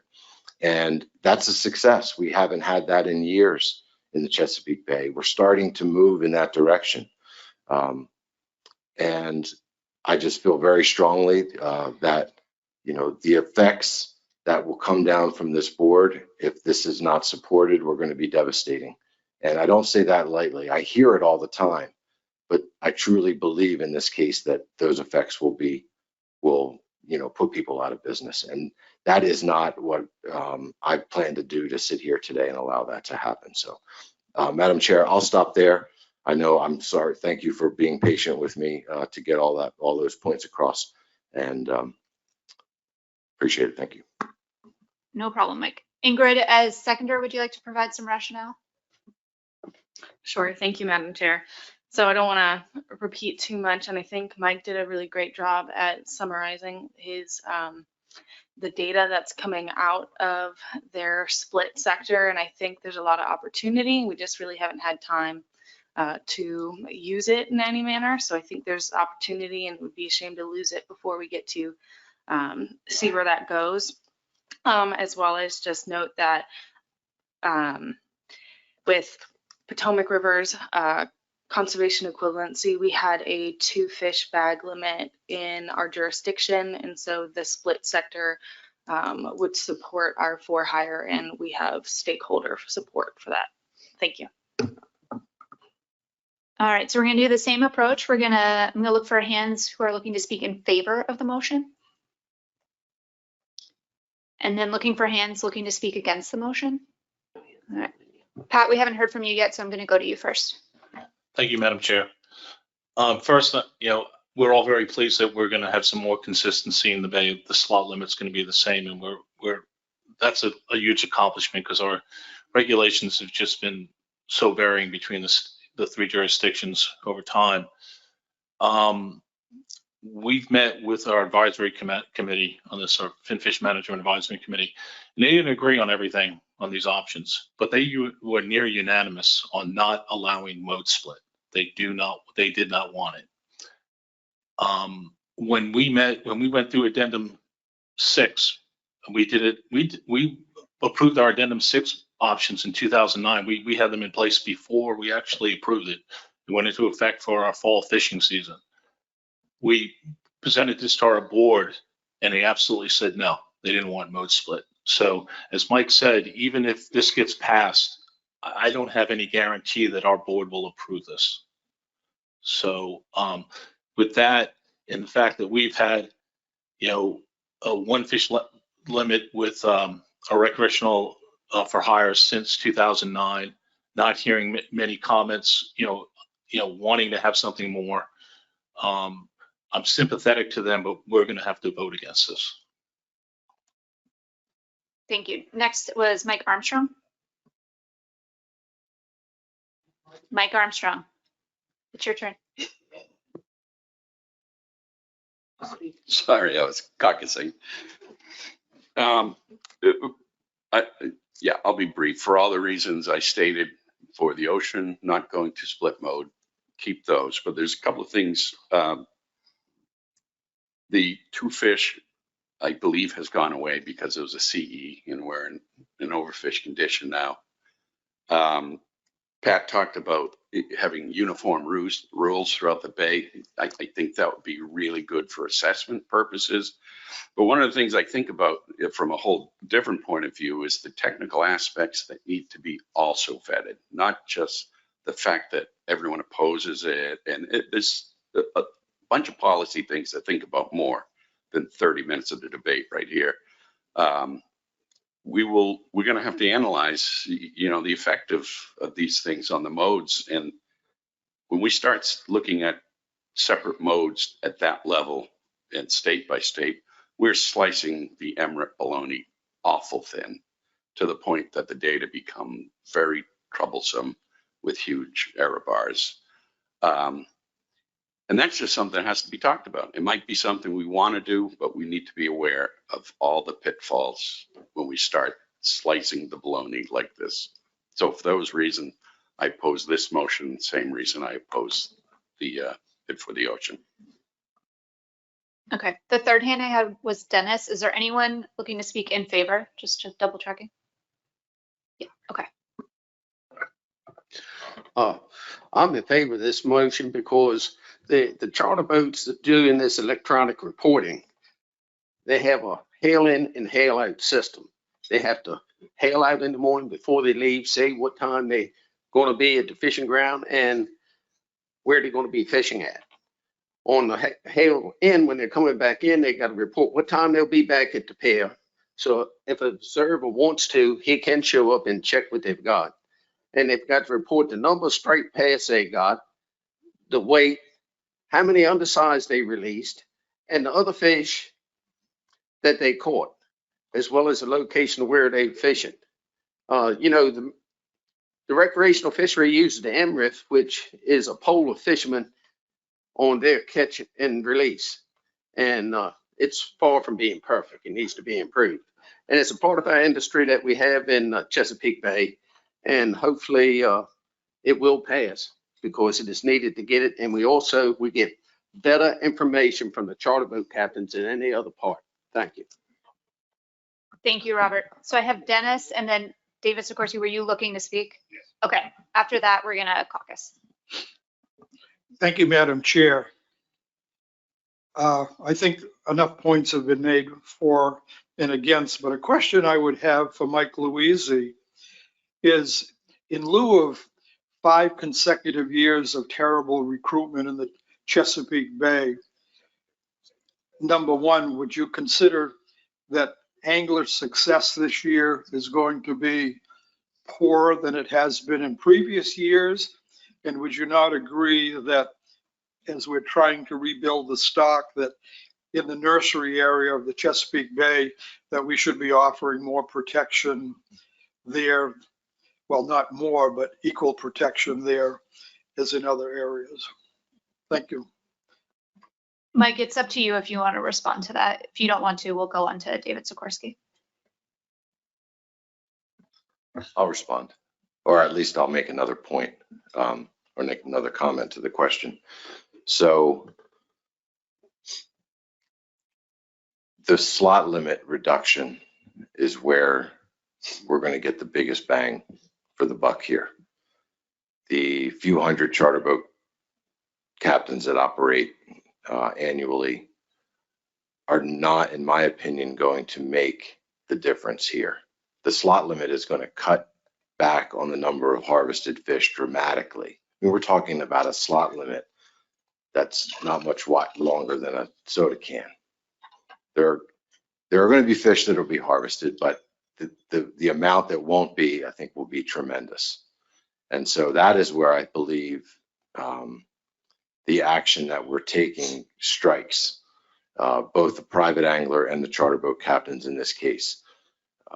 You know, we implemented the emergency regulation last year when that was done in the bay, but a 31-inch maximum size limit in the bay isn't much of a reduction. So, you know, in consideration of that slot limit, I think that's where we're going to get, we're going to achieve that conservation level. And I know that we've talked a lot about math today.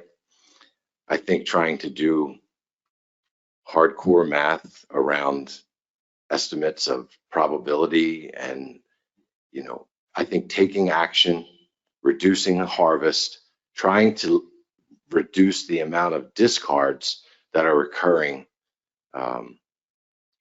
is always going to be a challenge, but it's baked in to what we have. But I do believe, Dennis, to point it to your question, that just by the slot limit alone, we will be taking necessary action on conservation efforts in the bay. Thanks. David Sikorsky. Thank you, Madam Chair. I'm speaking in opposition to this motion. I would actually like to move to substitute this. I prepared a motion for staff. I'll read it when it's on the board. It is for option B2, which is the same slot. All right, so this is a substitute for B2 in the Chesapeake Bay. Is there a second? I saw Pat Gear first. David Sikorsky, would you like to provide rationale while the staff are typing this up? Yes, ma'am. Thank you. You know, we've obviously had a lot of discussion on where we sit. The reason that I've selected this motion or selected this option is partly because of what the slot allows us to pursue. The 2018 year class is now a little bit bigger than 24 inches. So I think we'll be protecting them. And even though there's a lot of different trade-offs with these various slots, I think this one makes a lot of sense for the fishery in the Chesapeake. One fish for all coastwide and consistent regulations coastwide is something we've been hearing from the portions of the recreational fishery for a very long time. Consistency is something we've talked about for a very long time here. And since Addendum 6 was enacted, I've felt that Maryland and Chesapeake Bay jurisdictions did a disservice to this resource. That was irresponsible, given our role in producing, nurturing, and sending off to recruit the striped bass which fuel this fishery up and down the Atlantic coast. If we didn't have 5 years of poor recruitment, if we didn't have ubiquitous abundance of blue catfish and apex predator, if we didn't have water quality and habitat concerns, and if we had a little bit of a bright spot on the horizon with recruitment coastwide, I would feel differently about the number of fish other people get to take. But one fish for all should have been how we've prosecuted our fishery in Maryland for the last 4 years. And while I'm in deep support of improved data and dialogue on this very same issue, for the reasons we've already heard today, now is not the time. We are chasing a snowball down the hill, and 2 fish versus 1 just means a higher fishing mortality for some people. We also have this problem in our commercial fishery, and for the last many years we've failed across the Chesapeake Bay to meet the 18% reduction in what's a very effective fishery, catching 80% of the numbers of fish coastwide in commercial fisheries. And now, while we're not talking about commercial fisheries here, it is important that we build this consistency and move forward with a strong focus on hoping that we can conserve what's in the water now and still provide as much benefit as possible. And my last point is that it absolutely weighs heavily on my mind the impact that this has on businesses in Maryland. But we've already seen the complete closure of April, which was necessary to keep 2 fish in place for certain participants, have an impact on one tackle shop in Annapolis called All Tackle that reported that closure of April was received in a CE plan 0.76% reduction, affected his business by 25% over the last 3 years. And so we really have to consider that there's broad businesses across the recreational fishing community. There's broad participation, and there's so many ways to define each other. But I prefer to define us as the general public, because each and every one of the general public owns this resource. So until the sun shines a little bit brighter on striped bass, I would urge folks to stop dividing and applying relative morality so much across who gets what, because guess what? The dark days are coming, and it's time to buck up, reduce fishing mortality. And I think this option does that effectively in the Chesapeake Bay for now. And I hope we can all be having more positive conversations around this table in the near future, but fear we won't. Thank you. Thanks, David. Can I just get you to read this into the record while you have the mic? Yes, ma'am. Thank you. Sorry about that. So I move to substitute to approve section 3.1.2 Chesapeake Bay recreational fishery option B2, which is 19 to 24 inch slot, 1 fish for all modes, 2022 seasons. That's good. Thank you. Thank you. Pat, as the seconder, would you like to provide any rationale? Yeah, just I want to add a few things. I mean, this gives full consistency on our slot limit. You know, the recreational modes are the same. Importantly, notice that it keeps the 2022 seasons, you know, the same. You know, it still provides that opportunity for people to go fishing, and we're not taking that away. Virginia only has about 120-day season, 30 days in the spring, and the rest starting October through December. Potomac River Fisheries Commission and Maryland have slightly over 200 days of open season. So they're still going to have that. And so they'll still have that opportunity to go fishing. So that's not being affected at all. So I think this is is as fair as we're going to get at this point. So thank you. Thank you. So we're going to do the same thing. I'm going to look for those looking to speak in favor of the motion to amend. We've had a lot of comments already, so I'd be looking for new hands at this point who haven't spoken on Chesapeake Bay rec measures. In favor. And then those hoping to speak against who have not spoken yet. Okay, Chris Vatsevich. Thank you, Madam Chair. I can support this motion. I think option B1 would provide a better chance at getting to target F and meeting the rebuilding by 2029. But yeah, and also since I would like that, and especially since we don't know what we're going to be doing when it comes to voting on commercial reductions yet. But I can support B2, for the many reasons already given, and the overall reduction is where we need to be and very close to what we just did for the ocean. Thanks. Thanks, Chris. That was the only new hand I had. Any other new hands? Okay, we're going to go to a 1-minute caucus. All right. Does anyone need more time to caucus on this? Oh my God. Yes, 30 more seconds for Connecticut. Okay, we're all good. So we are voting on the motion to substitute. All those in favor of the motion to substitute, please raise your hand.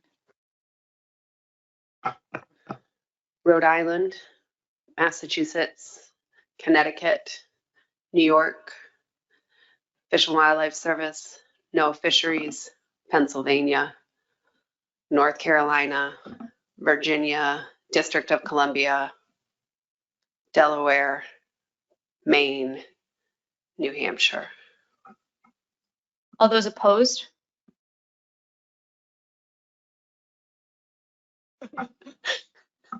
New Jersey, Potomac River Fisheries Commission, and Maryland. So I have the motion to substitute passing 13-3. I have that as well. Thanks, Emily. All right, so the motion to substitute is now our main motion. Mike Luisi? Yeah, thank you, Madam Chair. I warned you this morning. I've got a few tricks left here, as Dennis would say. So I have something for the board to consider. I've had discussions with our stakeholders and our charter boat fleet, and I think as Emily's pulling this up, Emily, would you mind putting up yeah, okay, put up the last motion. So I had I'll wait for it to come on the screen. Can you give us, are you going to fill in the values as you speak? Because right now it has X's. I can do the values. Okay, thanks. We're just checking. Sure. It's the one with it. Okay. Okay, so I'd like to move to approve in section 3.1.2 Chesapeake Recreational Fishery Option C2, which is a 19 to 24 inch slot, 1 fish for private vessels and shore anglers, 2 fish for hire with the 2022 seasons for 2024, and option B2, which is a 19 to 24 inch slot, 1 fish for all modes with the 2022 seasons for 2025. And if I get a second, I can offer some additional rationale to my previous comments. And I think this would be a motion to substitute, Mike. Is that correct? That's correct. Sorry. No worries. All right. Is there a second to this motion? All right. Ingrid is seconding the motion. Okay, so Madam Chair and members of the board, I appreciate the comments and thoughts that were put into the rationale behind the motion that was passed regarding the B2 option. What this motion does for the state of Maryland, which it allows for some planning and timing that would account for the 2024 season, allowing the charter boat fleet to start working towards a business plan, a business model that would account for changes coming in 2025. I realize that there are a lot of concerns about having different rules for the different sectors. I thought I heard somebody mention that that we're starting new here and that we need to analyze this. This has been analyzed, that the sector split, the mode splits in Maryland and Chesapeake Bay have been in place for a number of years. And all that we're asking for in this case is the continuance of that provision for one more year so that our businesses can plan for the change that will be coming in 2025.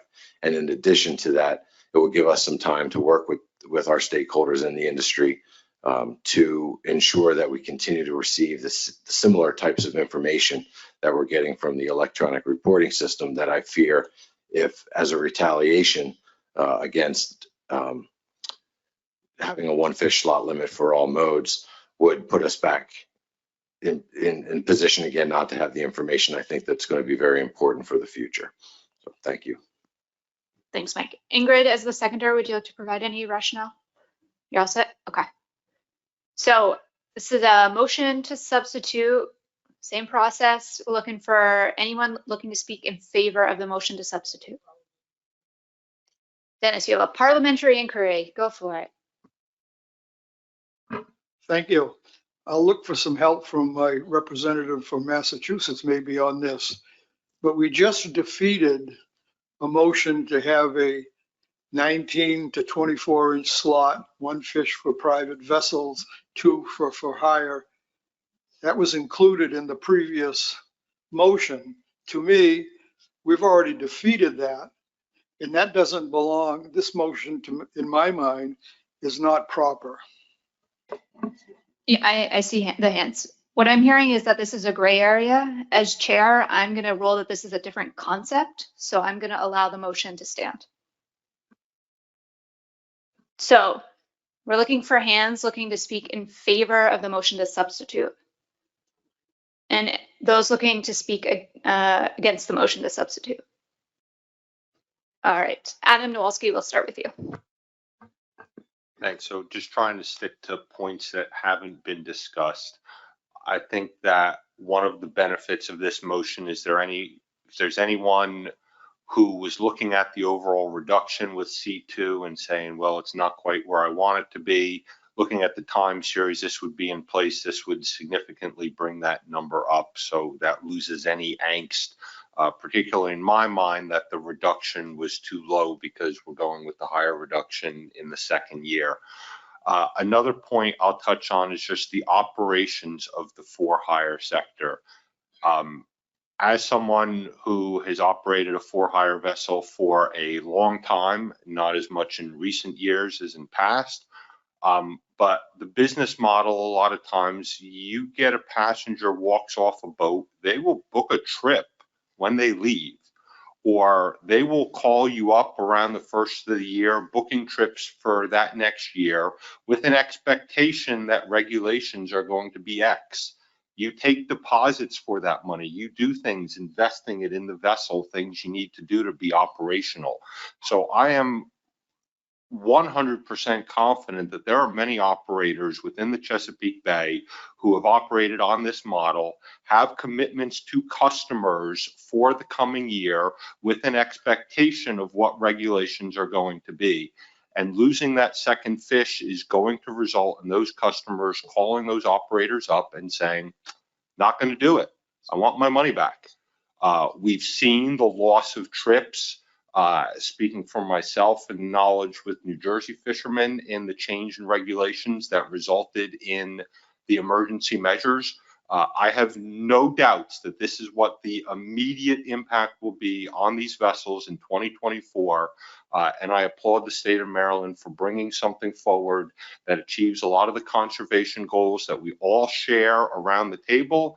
And I would encourage my counterparts around the table to not take the easy path here, and again, to look at this for what it is, as a creative way forward to keep those businesses going while meeting the conservation goals that we need to collectively.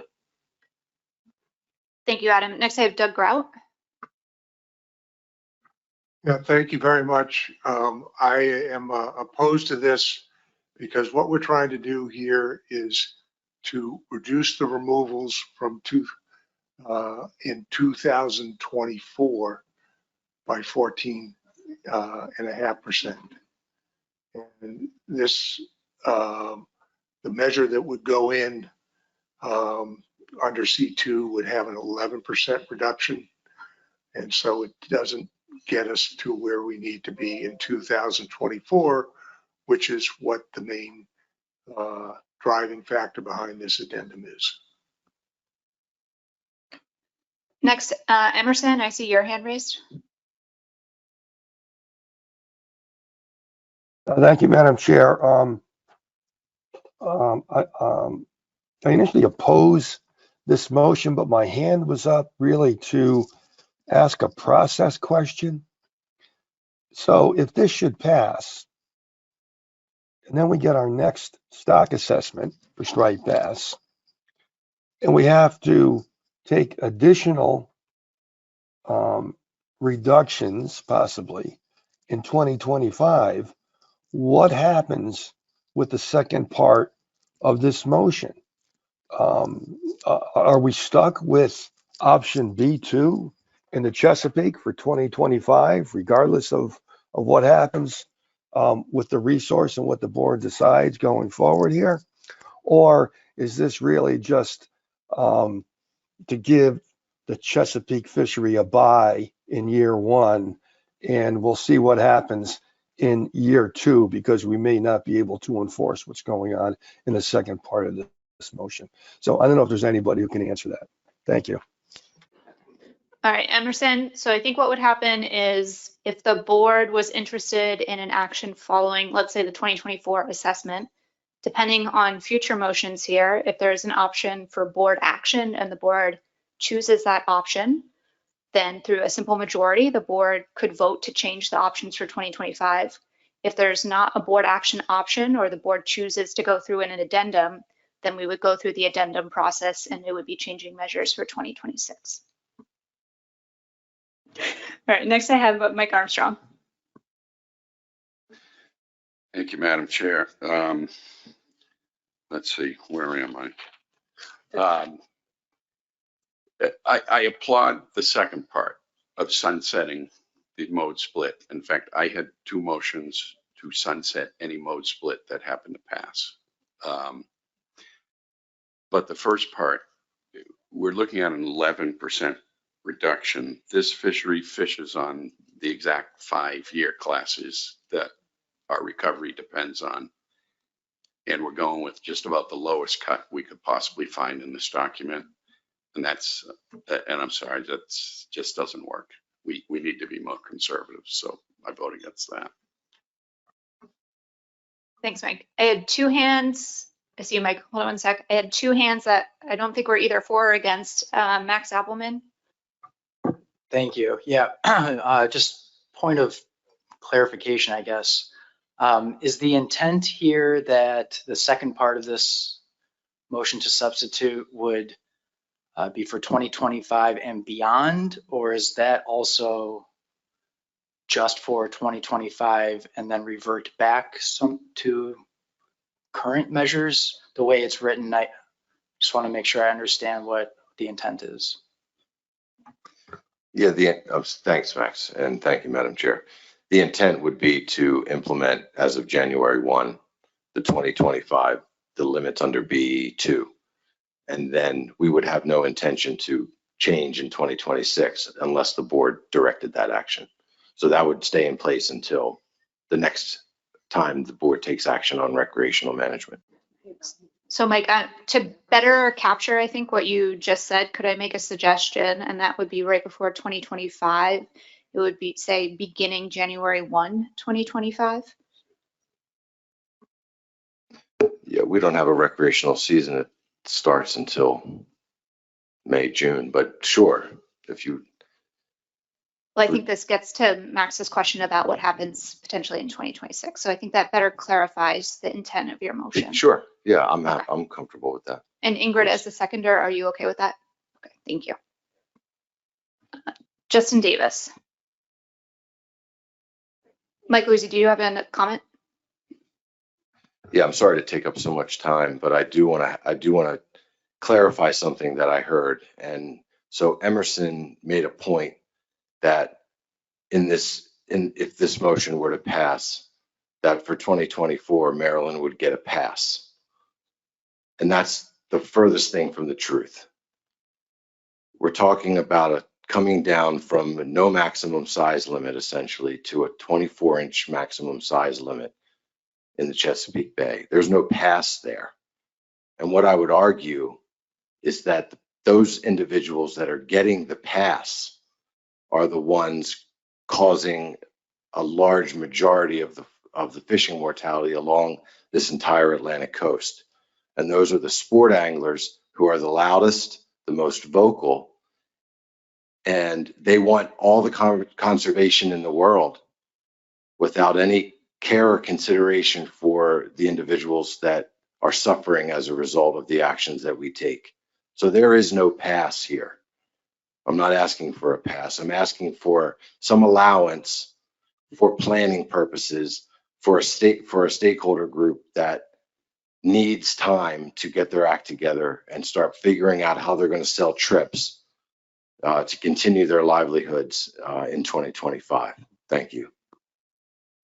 The last hand I have is David Sikorsky, and then we're going to caucus. I'll pass. We can go ahead and caucus. Okay. Does anyone need to caucus on this? Yes, 1 minute caucus, Connecticut. Could we preemptively ask for a 90-second caucus? Just so we don't have Absolutely. to Let's apply make for it an 2 extension? minutes, just in Okay. case. Thank you. All right. That was 2 minutes. So we are going to go ahead and vote. This is voting on the motion to substitute. All those in favor of the motion to substitute, please raise your hand. Maryland, Potomac River Fisheries Commission, Virginia, New Jersey. All those opposed to the motion to substitute, please raise your hand. Rhode Island, Massachusetts, Connecticut, New York, U.S. Fish and Wildlife Service, NOAA Fisheries, Pennsylvania, North Carolina, District of Columbia, Delaware, Maine, and New Hampshire. I have the motion to substitute failing 4-12. Confirmed. Thanks, Emily. So we are back on the main motion, which is option B2 for the Chesapeake Bay. Are there any other motions for Chesapeake Bay rec measures? Mike Louisi. Okay, I'm going to do this quickly based on the comments. I'd like to change, if you can just put that entire motion back up. The one we just The took one off? we just took off, Okay. and just change the C2 to C1, which is a smaller size limit of 23-inch maximum for 2024. Same, and that addresses the concern regarding the 11% projected reduction and gets us to something closer to 14%. If I believe it achieves the 14.5% reduction. So I promise, Madam Chair, this is my last attempt to try to salvage something still for this upcoming season. And I'm going to leave it there. I don't have any further. You've heard everything I need to say. I don't expect to spend a lot of time here, but I know that was one matter that wasn't addressed in the previous motion. Can I get you to read it into the record, though? Move to substitute in section 3.1.2 Chesapeake Bay Recreational Fishery option C1, 19 to 23-inch slot, 1 fish for private vessels, shore anglers, 2 fish for hire, 2022 seasons for 2024. And option B2, 19 to 24-inch slot, 1 fish for all modes, 2022 seasons beginning January 1, 2025. Is there a second to the motion? Justin Davis. All right, Mike, I think you've said you're all set. Justin, would you like to speak to the motion?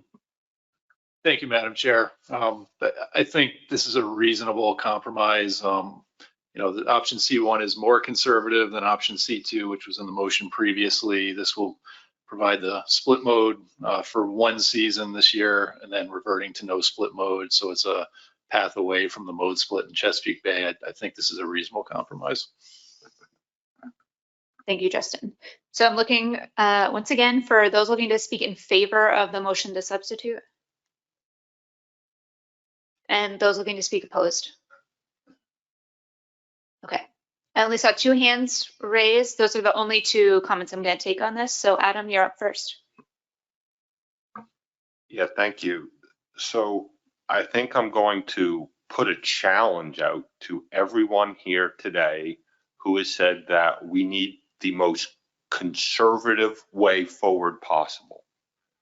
The reality is that C1 is more conservative than B2. So by voting for C1 for year 1 plus B2 moving forward, that is a more conservative approach, saving more fish with a narrower slot limit, protecting the 2015 year class. All of the things everybody's brought forward as the important points here, this does it. This is a more conservative option than B2. So I understand that there's a lot of people here today that want to speak about concerns about mode split, but right now, you have to make a decision. What is more important to you? Not allowing the mode split or choosing the more conservative option? And if the answer is the more conservative option, then you would encourage you to vote for this motion. Thank you, Adam. David Sikorsky. Thank you. I made plenty of comments about my concerns about the way that we're impacting these poor year classes in the Bay. I also didn't say earlier that if I had my way, I'd actually prefer a much broader slot in the Chesapeake, and largely to avoid discards. We all know we have warming waters. We have a impaired bay. I've heard from my seatmates in the department for ages about efforts to decrease discard mortality. This one will increase discard mortality.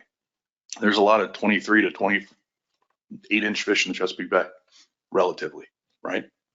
They're going to be caught. They're going to be mixed in, and those are wasted fish. And so I think that while we're attempting to try and find some sort of solution, this privilege isn't being given coastwide.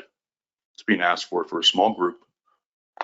And if we really care about data, we care about conservation, we're not letting some people get 2 fish, because that's twice as many as 1. And given MRIP, given FES concerns, given everything else going on, I have repeatedly stated that I have major concerns that the private anglers are not being counted accurately and maybe overcounted. And therefore, fish we're trying to save on that side of the thing, that side of the coin, are not being saved. So again, the comment I didn't make earlier, I'll now make now. Let's stop trying to define people by the way they choose to participate in the fishery or what their opinion might be the time you talk to them. Stop this sportsmen versus clients versus these people or those people.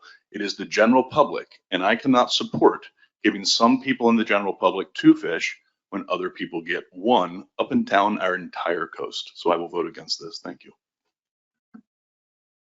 Okay, we're going to do a 2-minute caucus on this, and then we're going to vote. All right. Does anyone need more time? I realize we still have more time on the clock, but people look good. Okay. So we are voting on the motion to substitute. All those in favor of the motion to substitute, please raise your hand. Rhode Island, Connecticut, New York, New Jersey, Maryland, Delaware. All those opposed, please raise your hand. Jeez. New Hampshire, Maine, Potomac River Fisheries, Virginia, District of Columbia, North Carolina, Pennsylvania, NOAA Fisheries, Massachusetts. Any no votes? Any abstentions?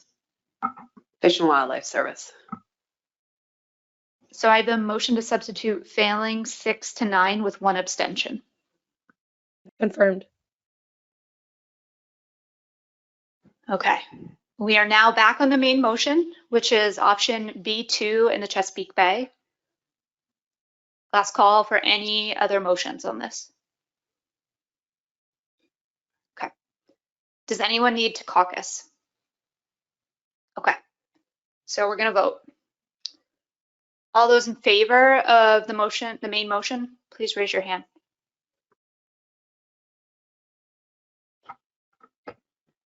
New Hampshire, Maine, Delaware, Potomac River Fisheries Commission, Virginia, District of Columbia, New Hampshire, Pennsylvania.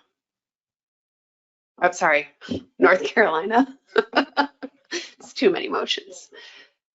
No fisheries, Fish and Wildlife Service, New York, Connecticut, Massachusetts, Rhode Island. All those opposed? Emphatic, Maryland, New Jersey. So I have the main motion passing 14-2. Confirmed. All right, so that brings us through the Chesapeake Bay recreational measure options. Emily, I just want to confirm with you, I don't believe now we need to vote on section 3.1.3, is that correct?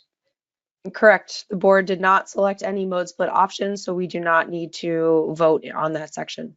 Okay, we've been going for almost 3 hours, if you can imagine. So we're going to do a 10-minute break. I'm going to ask folks to come back at 4:21, and we will start with section 3.1.4. All right, so we are now on section 3.1.4, recreational filleting. And I'm just actually going to go to Emily. We've had some questions in the break about option B. So Emily, if you could just clarify option B, and I think the specific question, which might have been asked in a variety before, was if all the elements of option B are required in how option B is currently written. Sure. So for option B, that would establish minimum requirements, and there are 3 minimum requirements listed in that option. The racks have to be retained, the skin has to be left intact, and possession limited to no more than 2 fillets per fish. As that option is written, all 3 of those required elements would be included. So all 3 of those elements would be required to be implemented. Okay, thank you. Adam, do you have a question on that specific alternative?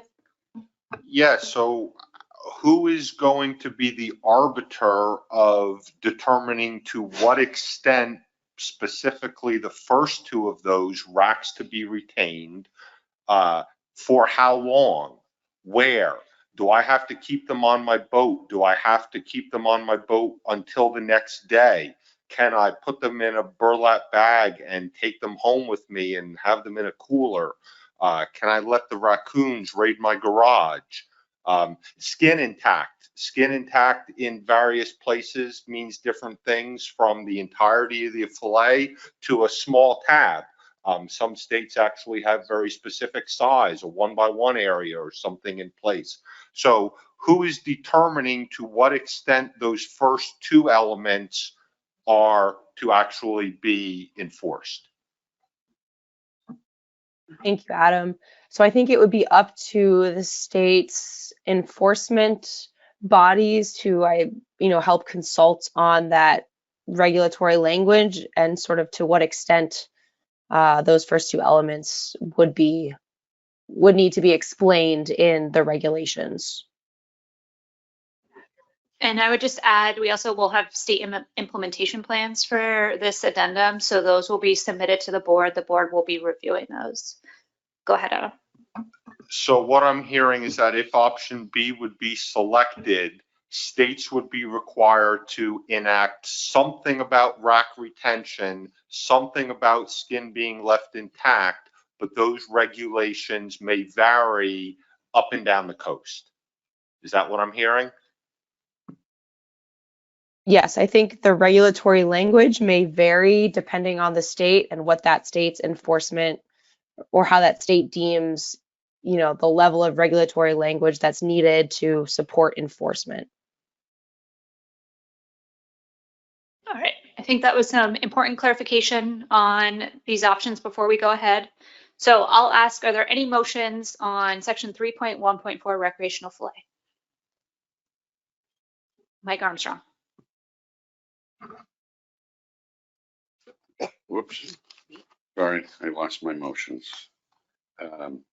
Move to approve under section 3.1.4 recreational filleting allowance requirements. Option B, to establish minimum requirements for states that authorize filleting. Is there a second? Sheree Patterson. Mike, can I just get you to read the motion that's on the screen into it? I think it was slightly different than yours. Move to approve in section 3.1.4 recreational filleting allowance requirements. Option B, for states that authorize at-sea / shoreside filleting of striped bass, establish minimum requirements, including requirements for racks to be retained, skin to be intact, and possession to be limited to no more than 2 fillets per legal fish. And would you like to provide some rationale? Rationale? Yes. It makes complete sense. Most states have this. We are one of the few that don't require racks to be brought to shore by just our charter fleet. And we believe law enforcement would like to see those racks coming to shore. So it's common sense. It's tightens up enforcement, and I'll leave it at that. Okay, Sheree as seconder, would you like to provide anything? Thank you, Madam Chair. New Hampshire is one of the states that does have these sort of regulations set up. It works for law enforcement. It's tidy, and when we're just dealing with essentially one fish coming in, it should be pretty easy for the number of fish that need to, or racks that need to be dealt with later. Thanks. Mike Armstrong, you have a hot mic, just as a heads up. Follow up. You have a hot mic? Your mic is on? Okay. All right. So we have a motion on the board for option B. I think we'll start with Marty. I suspect there's some clarifications that are coming on this. Thank you, Madam Chair. If process permits, I would like to ask if the maker of the motion would accept it friendly to remove the skin on provision. In New York, our for hire sector expressed to us that they like to fillet the fish. The racks and other provisions of the motion would be maintained, but the skin would come off. That would be a help to them. So I'd ask the maker of the motion if process would allow us to do a friendly there. All right, the advice I'm getting, Marty, which is, I admit, contrary to what I just told you, is that this would be a motion to amend. So I apologize. Would you feel comfortable making a motion to amend for that? Yes, well, I'm gonna have to help me out with this. Yes, we'll make a motion to amend. And help me out. I think everything would stay intact except for the skin to be left intact. Yeah, so if you can just read what staff has written on the screen. Okay. Oh, sorry. Well, that's easy. Move to amend to remove skin to be left intact. Thank you. Is there a second? Joe Semino. Marty, would you like to provide some rationale on the motion to amend? Sure. Thank you, Madam Chair. So in our public hearings and other interactions with our for hire sector, they expressed to us that they like to have their customers fillet the fish with the skin off. We would, again, maintain the racks. It's just another step they would have to complete upon arrival at the dock. So this is something they would like to just take care of at sea, be done with it, and that's one less step for them, in the process of bringing their crew back and let their patrons get on the road when they get home. Thank you. Joe Semino is the seconder. Would you like to provide rationale? Well, I think, that this is something that it's a little different from some of the other species where we have been dealing with this. New Jersey has very restrictive measures for a special fillet permit that I don't know that we would particularly get into this, but I just wanted to provide some support for Marty in this motion. Thank you. Okay, so we have a motion to amend on the board. As always, I'm going to look for hands that are looking to speak in support of the motion to amend. Okay, question from John Clark. Yeah, thank you. Madam Chair, and I'm sorry if I missed that. I'm just a little confused. If this passes, would a regulation that I think right now, like that we have, that I think does all this, but it doesn't, it's not worded that way, will we have to change it to explicitly state that you have to retain the rack and you are limited to no more than 2 fillets per legal fish? Or can the regulation just be left alone on the assumption that it does the same thing? John, we would need to, in order to answer that, I need to look at your regulation, which I think is in the back of the document. So give me a minute. So John, while Tony looks that up, I'm going to just start asking for comments on the motion. We'll get back to you. So anyone looking to speak in favor of the motion to amend? Okay, anyone looking to speak against the motion to amend, please raise your hand. Okay, the only hand I see is Doug, so go ahead, Doug. So it's sort of a partial position against it. I just wanted to provide our experience with that because we had the same issue when we were putting in this regulation in this state. And there's a couple ways we've chosen to address it with this and actually with other species, is we allowed them to skin it and still have it just partially attached with maybe an inch so that the customer who was coming off of a charter boat or coming to shore with this as a private angler could have that skin intact so it could be used for identification. That's a very important aspect of it.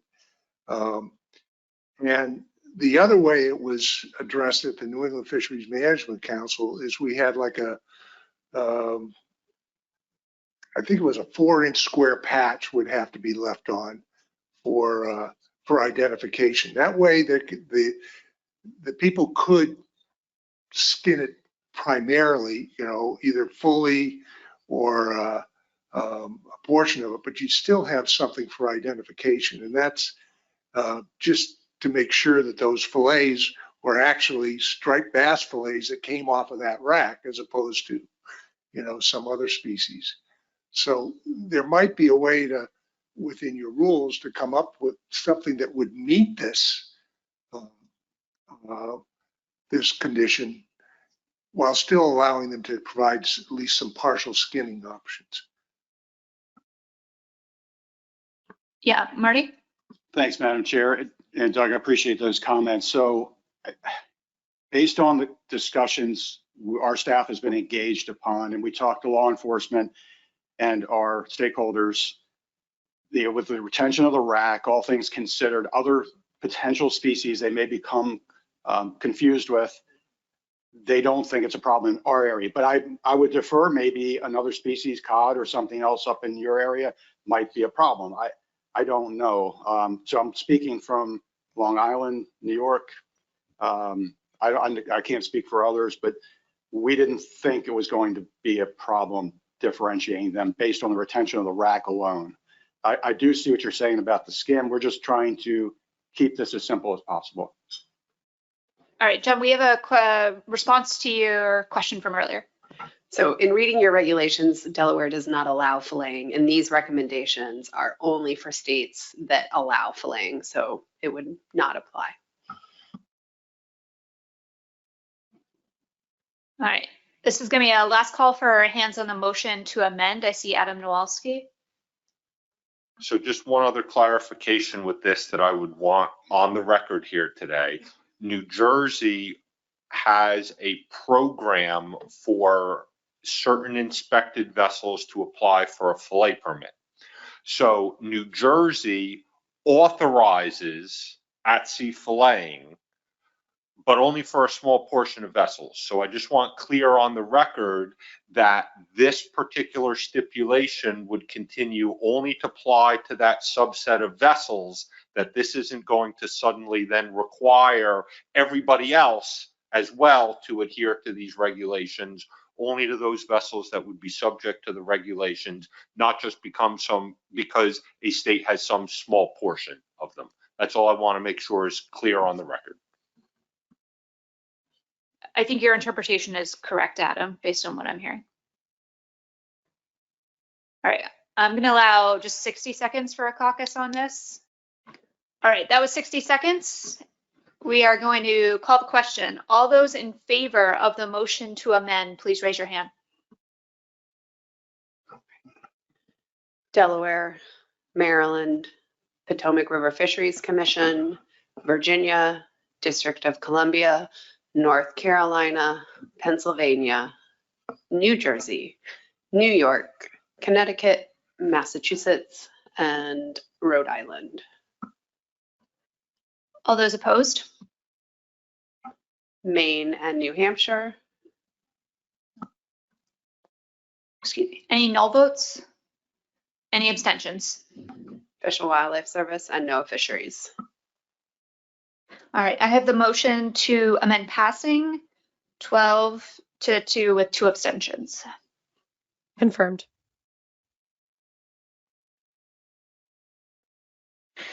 So we now have an amended main motion. We'll give staff, oh, there we go. Is there any need for discussion on the amended main motion? David Borden. Thank you, Madam Chair. I've got actually 2 questions and they should be short.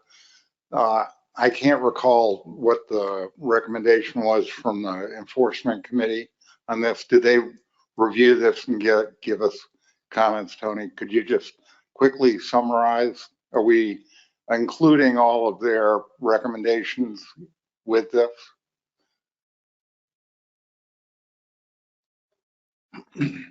Yes, the Law Enforcement Committee did speak to this. Jeff provided it in his report, and the enforcement group was in favor of any regulations that clarified and made it easier for them to enforce such rules. Taking away the skin intact. I can't remember exactly what they said on that issue, so it's hard, but the majority of them, yes.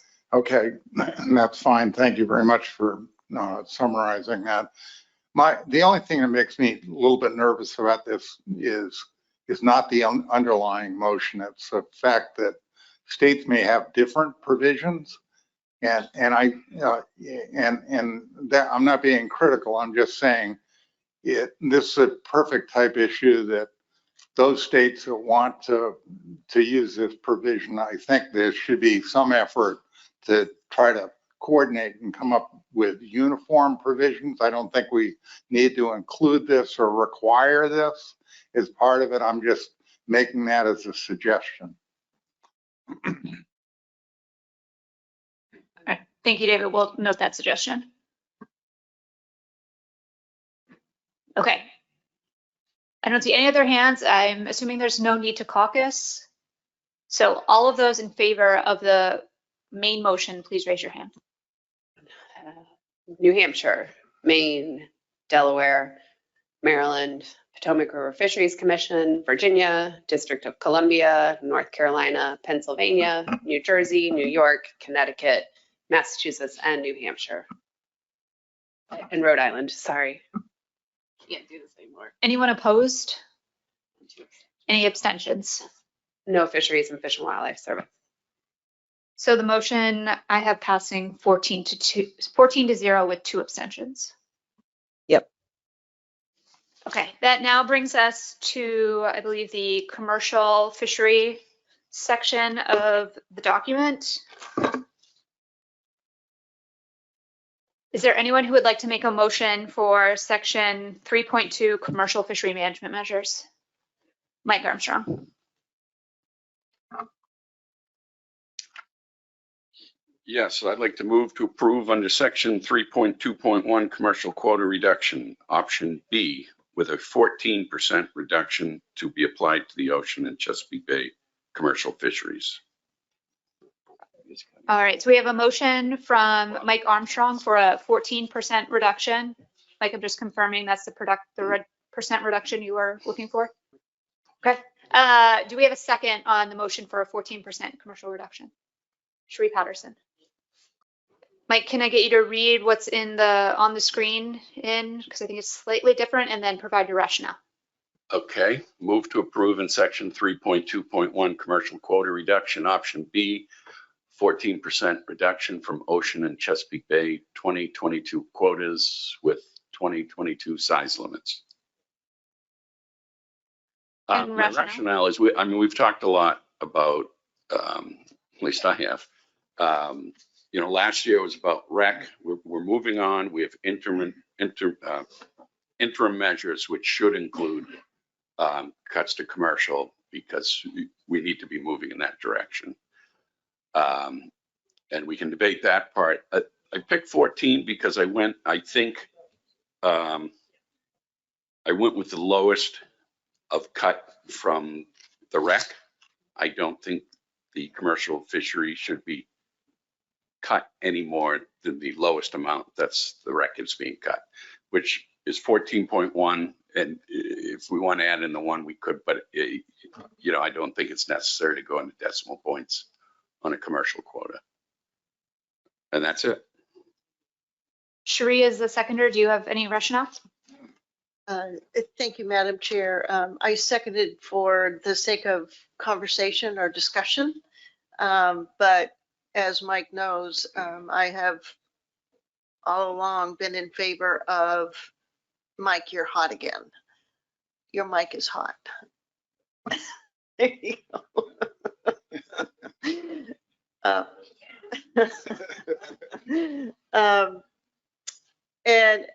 And I do understand that it is a minor reduction from the rec, but I have always indicated that I think the commercial should be taking reductions as well as the recreational, regardless of who might be, I don't want to say at fault, but who might have created the majority of the current situation. Thanks. So we have a motion on the board for a 14% reduction. Is there anyone who would like to speak in favor of the motion? Please raise your hand. A question? Sure. Thank you, Madam Chair. The document says 14.5%. Mike, did you purposely round down with your 14?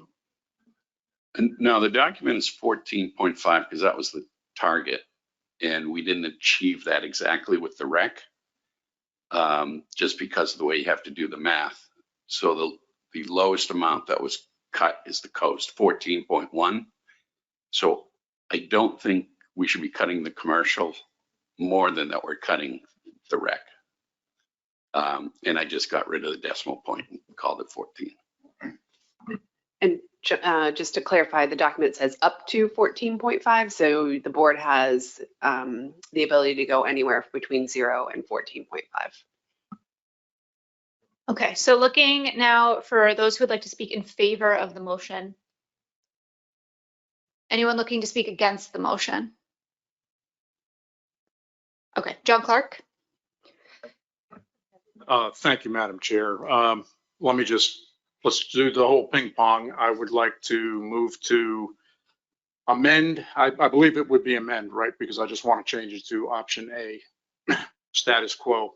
And if I can get a second, I would speak to that. Emerson seconds that. I think that would be a substitute, John. Substitute, not a, well, okay, that's fine. I'll still second it, whichever it is. Thanks, Emerson. Let us get that on the board. And then, John, I'll have you read it into the record and provide your rationale when it's up on the screen. Okay. Move to substitute option A, status quo. And so should I go ahead and start? Yes, please. Okay.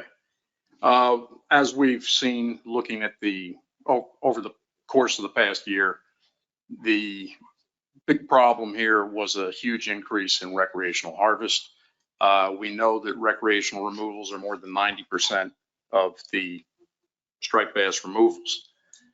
This seems at this point that not only will you not get much out of cutting this 10% that the commercial side is taking, but you're going to make life very difficult for them. Just looking at what this would do since I believe it was addendum 4 in 2015, this will bring us up to about a 40% cut in Delaware.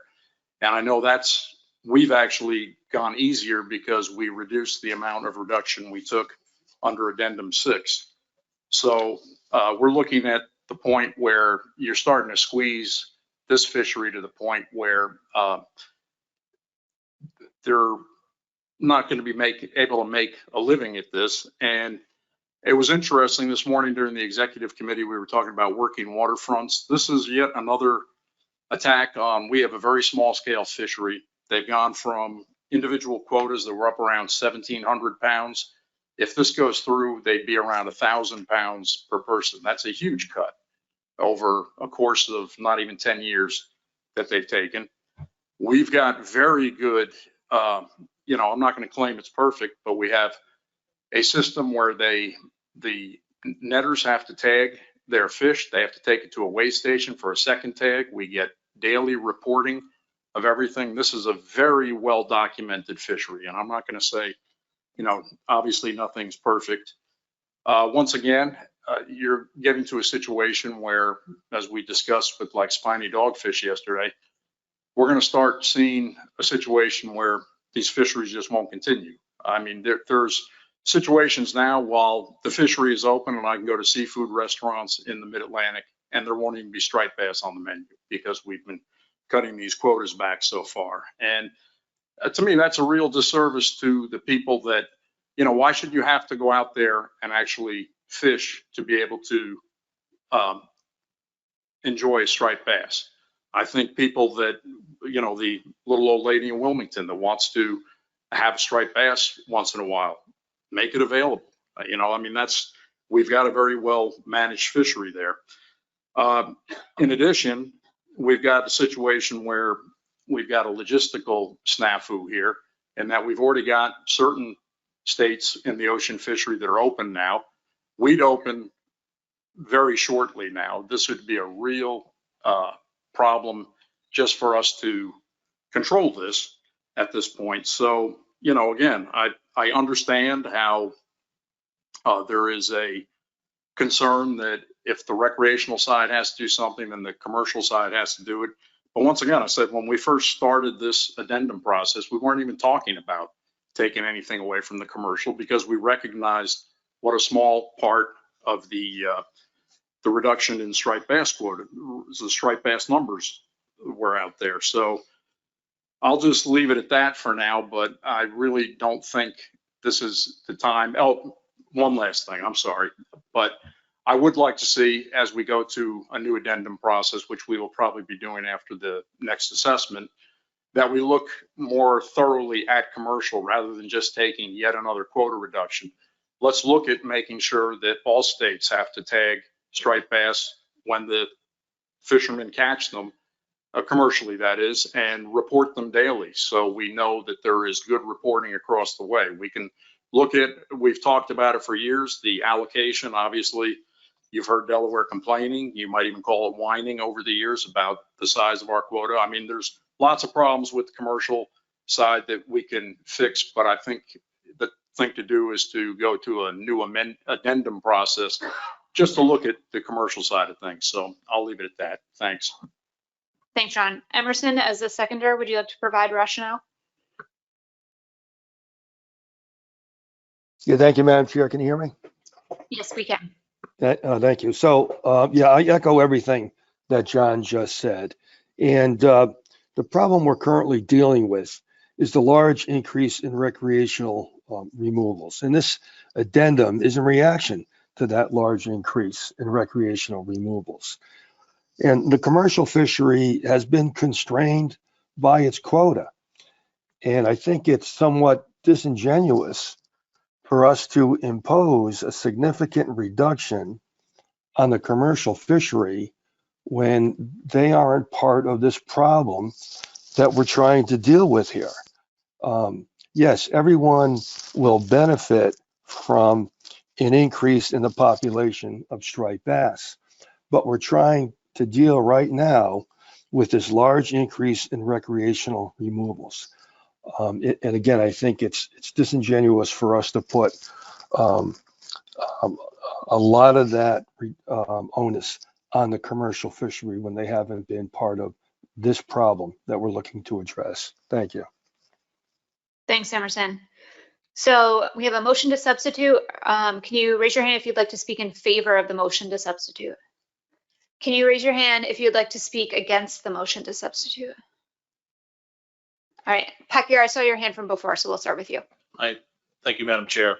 As Mr. Clark said, Addendum 4 reduced the coastwide quota by 25%. In the Bay, it was 20.5. And then with Addendum 6, we had to take an additional 18% across the board, where some states took 1.8. We used conservation equivalency, and we came up with 9.37% for our commercial cut. All total, since 2015, if this goes through, Virginia will have a 49.31% cut in their coastal quota and a 42.66% in their bay quota in a 10-year period. As somebody already said, this addendum was not initially designed to deal with commercial quotas. It was initially designed, and I quote this from the memo from May of 2023, to address increased recreational removals in 2022, which are driving increased F rates and lowering rebuilding probabilities. And we had one item in there that dealt with maximum sizes, which was great. It was taken out, and nothing else was considered. One thing I thought was, in what we did in our state in 2009 when we put our regulations in place, we put maximum mesh sizes, which is protected spawning stock and has actually lowered our commercial harvest by about 15 to 20%, but it's protecting a lot of the spawning stock as well. So it just, to make it equitable, it's 14, putting it on the same level, it's a small portion of the fishery, and they're not the problem. This addendum was addressing recreational issues. And so, I cannot support a 14.5. If it's one or the other, I'm supporting a status quo, but we're probably going to have a discussion on this about should it be somewhere in between. Thank you, Pat. Next I have Justin Davis. Thank you, Madam Chair. I can't support the substitute motion, and for me, it comes down to two issues. One is, trying to achieve the overall objective of this document, which is to achieve a 14.5% reduction in overall removals according to the information in Table 8. The difference between these two motions is a 14.4% reduction overall versus a 13% based on the options we voted up on the recreational side. So it's not an insignificant difference, although it's worth noting that, Table 8 assumes a full 14.5% reduction in commercial quota between the two sort of, row sets in the table. So 14.4 versus 13, it's likely something slightly different if we're talking about a 14% reduction on commercial quota. Also, just the issue of equity between sectors. The commercial sector did not take a cut during the emergency action this last year in 2023. When we started this document, I had hoped we could achieve some equity between the commercial and recreational sectors with the maximum size limit for the commercial fishery. Unfortunately, that didn't work out. So I do think this is the next best option for achieving some equity between the sectors. Thanks. Thank you. Next I have Robert Brown. Yes, I'm in favor of this option. We have a hard quota, and it's a direct quota when it comes to us. And we're also food producers. And a lot of people wouldn't never even know what a rockfish tastes like, because a lot of people don't have boats or have the ability to go out and charter a boat. What we have with this hard quota, and we have not been catching our quota, but in Maryland, but maybe once or twice, it's because, number one, we're not even, the way our quota is set up with our poundage that we're allowed to get, some people don't fish at all. They say they want to save the fish. Well, that's great. But we can't catch our quota when you only give us enough tags where if we all caught our quota, we wouldn't quite make it. I think last year, I don't know exactly how, it was like 70-some thousand pounds we didn't catch. There's been a number of years that we haven't caught our quota because the ones who are actually fishing aren't given enough. But the quota that the recreational has, they has no quota. They have no allocation. They got one fish per day. And that's for the entire season, except for when it's closed during the spawning season in a lot of places. And one fish per day, and the amount of sports fishermen that is involved into this whole coast is astronomical. I have no idea how many it is. And there's no limit to it. It's not like if you have, for example, a goose season. Yes, you're allowed 2 geese now in Maryland on this coast today, but you're only allowed to hunt like 45 days is all you're allowed, if I believe I'm correct on that. But if you're going to reduce fishing effort, you have to have a cut. And changing this size limit that you've changed is going to cause more dead discards because you're going to have to handle more to get down to that 18 to 24 inch slot that you got. It's so small and it's going to cost more dead discards. Yeah, you say you're saving a few big ones, throwing them back. Well, if it depends on how you catch them, if they didn't swallow the hook, they're going to die. And you got your smaller ones that you're catching, you got to throw them back. So with that 5-inch slot limit, I don't see the advantage that we're really getting out of this. And the problem is not with the commercial fishery. We're only 10%. So I'm in favor of this motion. Thank you very much. Thanks, Robert. Next, I have Dennis Abbott. Yes, thank you, Madam Chair. I really have a question for John Clark. In my readings, I can't find it now, but am I wrong in assuming that all the states are not achieving 100% of the quota at this point in time? Maybe Delaware is, the other Bay areas. Could you comment on that? And I can follow. Sure, Dan. I mean, there are some states that, I mean, I think the biggest example would be North Carolina, since the striped bass don't make it down that far anymore. They're not catching any of their commercial quota. They haven't in a good number of years. And yeah, just looking at the table, there are states that don't meet their quota. We come in pretty much right on it just about every year. We always try to obviously have a little bit of buffer there where we have rarely exceeded the quota, but we come up close to it and we monitor it. Like I said, we monitor it very closely. Follow up? Yes. Yeah, thank you. You know, I've surely listened to Craig Pugh in previous years and listened to his desire to have an increase in the quota. But for the other states, would they really be making a reduction if we reduce the quota, but yet they're not catching up to the reduction that we would be offering? All right. Thank you, Dennis. I'm going to go to the webinar. I have Craig Pugh first.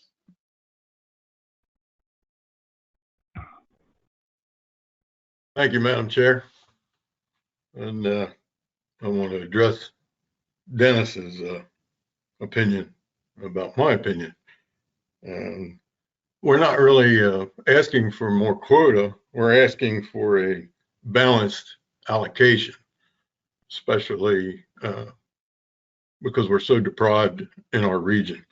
But that's another argument for another day. I just want to set the record straight there. We're not necessarily asking for more. We're just asking for a little bit of fairness, which seems to be very difficult to get through this process. At any rate, I'd like to speak to the substitute motion at hand.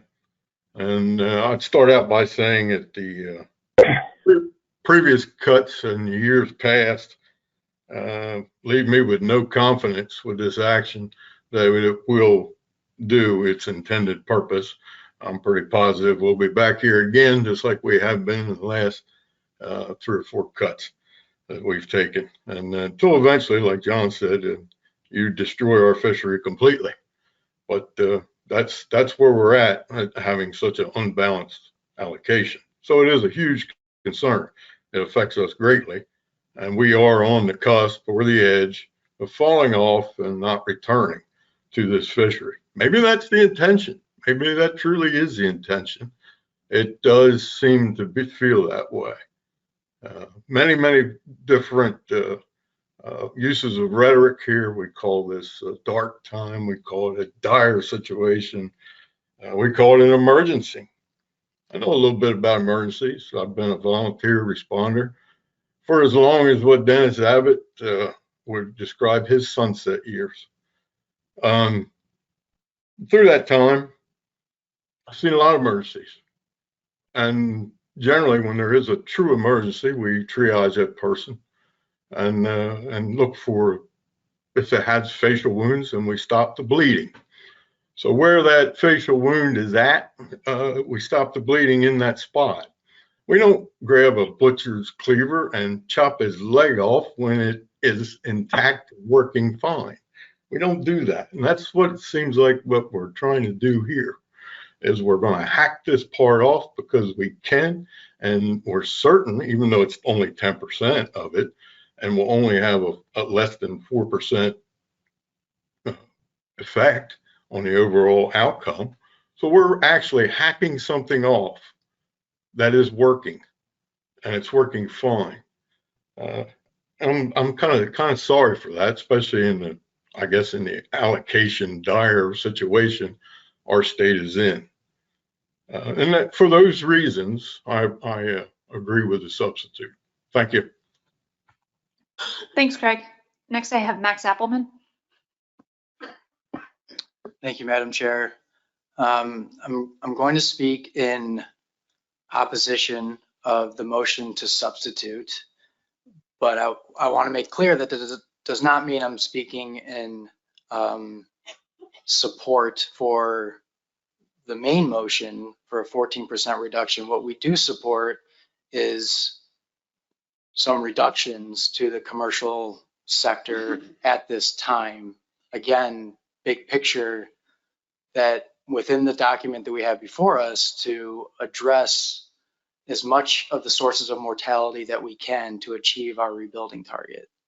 And so I just want to put that comment on the record. Thank you. Thank you. So at this point, we've had 3 in favor and 3 opposed. I've seen 4 more hands go up. So I'm going to ask if you'd like to speak on this, these motions, that it be something new that hasn't been said. So I'll check in with those 4 names. Eric Reed, is this something new that hasn't been said? Yes. All right, go for it. Other than I agree with everything that has been said in support of this motion, you know, we seem to have no problem taking a pass and setting recreational measures in other fisheries, knowing full well that they're going to exceed the RHL. We just did that in the last round with the Mid-Atlantic. But my real concern is the market for striped bass, wild-caught striped bass by American boats, American fishermen. When you start getting to the fishery where it is no longer viable to the commercial sector, which we're going to push up against that right now, what's going to happen is you're going to lose what is a seasonal specialty up and down the coast. You know, it's a boutique fishery, it's a boutique market. And I can guarantee you that once that is gone, it is never coming back. Never coming back. People want to go to a restaurant in Delaware or Rhode Island or wherever, and they want to see local striped bass on the menu. And the restaurants, if they can't get a steady supply of it, they're going to pass on it. They're going to do something else. So any reduction at this point in the commercial fishery, which we haven't addressed the discards in the recreational fishery, we addressed the take, but the recreational discards far exceed the commercial fishery in its entirety. But if we start cutting back to the point where it's not economically viable for commercial fishermen to do it, the notion that when the fishery comes back, the market will still be there, that's totally untrue. And I could give you about a dozen fisheries that that's already happened in. So that's a consideration, and that's my fear. So I prefer to leave it the way it is and put the blame, or put the onus, put the accountability where it belongs and not on the commercial sector. Thank you, Ms. Ware. All right, next I have Dave Sikorsky. Something new to add to the conversation? I hope so. I'll try not to repeat things I said earlier, but I am concerned that in the Chesapeake Bay, where 80% in numbers of fish of coastwide commercial fisheries exists, that we're cranking up the F a bit too much for the prevailing year classes which exist. And I don't know what the right number is. I am concerned about what Mr. Reed and many others that are supportive of this motion. I'm concerned about what they're concerned about as well. And I think this is the wrong way to go about trying to figure out what is the sweet spot. I felt that way for a very long time. Ultimately, it is not lost on me that Maryland commercial fishermen, if the 14% reduction is placed on the fishery, that there are absolutely ITQ holders which will feel the full brunt of that 14%. I hope that whatever the percent reduction is, the professional, the full-time watermen that truly rely on providing these fish to the public can transfer quota from elsewhere within the fishery. But I think this is just the beginning of where we headed next if we don't start to see some recruitment. And I think that's where my mind continues to land. And my last point, I know we start these addendums and we all have these different plans and what it's for, where we're trying to go and why, but this one has been wholeheartedly about reducing removals by 14.5% to remain on target, our promise we've made to the public. And I disagree, Mr. Gear, that this started as a recreational fishery, but even if it did, we sent it out to the public with a clear statement of the problem. There's concern that the recreational and commercial management measures in Amendment 7, in combination with the availability of its strong 2015 year class to the fisheries, will lead to similarly high levels of catch in 2024. We're not even at the point of this conversation where we talk about implementation. I know my state doesn't want to implement any cuts in commercial fisheries in 2024, and that is further concerning. So ultimately, I don't have the answer. I have an overabundance of concern. And if I were in coastal states, I would also be extremely concerned about what's happening in the Chesapeake and when we will have fish. But again, I don't have a solution, and I apologize for that. All right, next on the list was Mike Louisi. Something new to add to the conversation, Mike? Thank you, Madam Chair. At this point, I think I'll just state for the record that I don't intend to support the current substitute motion. However, and I have reasons which I can explain if you ask for a comment later, but I also can't support the 14%. I think I'm falling somewhere in that middle ground, which if provided the opportunity, depending on how this motion goes, I may offer some thought on that. So just wanted to put it on the record. Thank you. Last one was Joe Semino. Something new to add to the conversation, Joe? Yeah, I'm sure. And it goes back to something, Dr. Drew talked about, and it's something that I worry about as we vote on rec measures. We're making huge assumptions on rec measures, right? We're making assumptions that things will be exactly like they were in the past and with different regulations. And we know that's not the case. So this vote for a 14% reduction could be a 20% increase. And we see those spikes in the rec harvest and discards that don't exist in the commercial fishery. You have those charts and graphs in this document. And so I have concern for the stock. I can't support the substitute motion, but there is that inequality, and it's not an accountability. It's not the rec community's fault that that's the way this works, but that is the way this works. A commercial quota cut is a commercial quota cut, and it's a roll the dice on what happens in the recreational fishery when we set those measures. So I do hope that there's some sympathy for what Mike Louisi was just saying and finding another path, perhaps. Thank you. Thanks, Joe. So I think we are ready to call the question. Does anyone need to caucus on this? Okay, seeing no need for a caucus, we'll go ahead and call the question. So this is on the motion to substitute for status quo. All those in favor of the motion to substitute, please raise your hand. Yes, this is for in favor of the motion to substitute. Delaware, Virginia, New York. All those opposed to the motion to substitute. New Hampshire, Maine, Maryland, Potomac River Fisheries Commission, District of Columbia, North Carolina, Pennsylvania, NOAA Fisheries, Fish and Wildlife Service, New Jersey, Connecticut, Massachusetts, and Rhode Island. All right, so I have the motion to substitute failing 3 to 13. So we are back to the underlying motion, which is option B, a 14% reduction. I heard some comments about other numbers. So at this point, I'm going to see if anyone is interested in making either motion to amend or substitute on the main motion. To be clear, I am not seeing anyone interested in making a motion to amend on this. Mike Louisi, you're interested in a motion? Yes, but this is one I haven't prepared already. In light of the discussion and looking at the option before us at 14%, I would move to substitute in section 3.2.1 commercial quota reduction, option B, 7% reduction from Ocean and Chesapeake Bay 2022 quotas. Mike, I think you're just amending to replace 7%, or to replace 14% with 7%. That's fine. I was going on what John had done earlier. I know, That this was a whole substitute. different motion because it was Okay. status quo. That's so. fine. Whatever Yep. works. So a motion to amend to replace 14 with 7.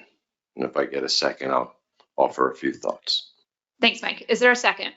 Jeff Kalin. Mike Louisi, why don't you provide your rationale?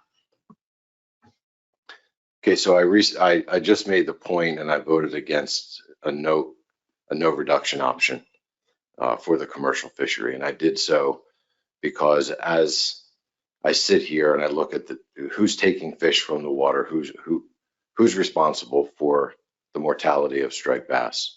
The commercial industry is responsible for some mortality of striped bass. And I believe that they should pay into the conservation effort that this board makes in trying to rebuild this stock. However, given what Mr. Semino stated and the uncertainty around the recreational fishery in general, and given that when we started this addendum, there was no intent, and it's clear on the record that there was no intent that we would end, that this addendum was going to reduce commercial quotas in any way. It was part of what happened as a result of debate over time when the snowball, as it's rolling down the hill, just catches a branch or it grabs onto something else and it just becomes part of that bigger snowball. The commercial quotas were never intended to be addressed because this was a recreational problem that we were going to work to solve. That recreational problem, part of the solutions were completely removed from the addendum because, you know, it didn't quite work for everybody. That's okay. I get it. Maybe someday we'll end up having that discussion again, but a 14% cut to the commercial quota, as small as that fishery is in comparison to the overall recreational fishery, you're just not getting that much from it as far as savings. And so while I will obviously support cutting the 14, and thanks, Mike, for making it 14 rather than 14 and a half, because I thought we'd have to worry about the 0.25. And okay, so it's a simple split down the middle. 50% of what is available to be reduced could be reduced by going with a 7% reduction. And I feel that that is a fair allocation of the burden of conservation on a community that makes up such a small portion of the overall mortality along the Atlantic coast. Thank you. Thanks, Mike. Jeff Kalin as seconder, do you have rationale?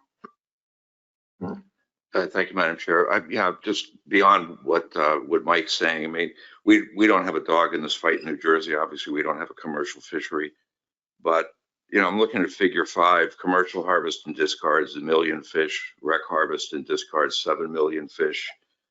Mr. Brown talked about a 10% effect of the commercial side, and I don't buy the logic that just because the recreational side has to take a 14.1% cut, the commercial side should also, for many of the reasons were already spoken. I mean, I think the right motion would be 1.4%, frankly, in my mind, 10% of what the rec guys have to take. So I'm supporting the motion for that reason. There's no benefit to us in New Jersey other than saving a little bit of our bonus program if that survives the next part of the meeting. But I'm happy to speak in support of Mike's motion. I think it's fairer than the underlying motion. Thank you. All right, thank you. So we've had a lot of comments on the commercial quotas. I'm going to look for new voices that haven't had an opportunity to speak on the commercial quota options. So Adam Nowalski, go ahead.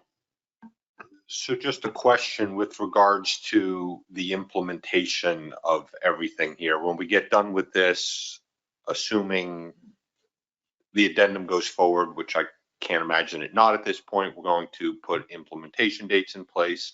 My expectation is the desire is going to be for the recreational to be implemented for this upcoming fishing season.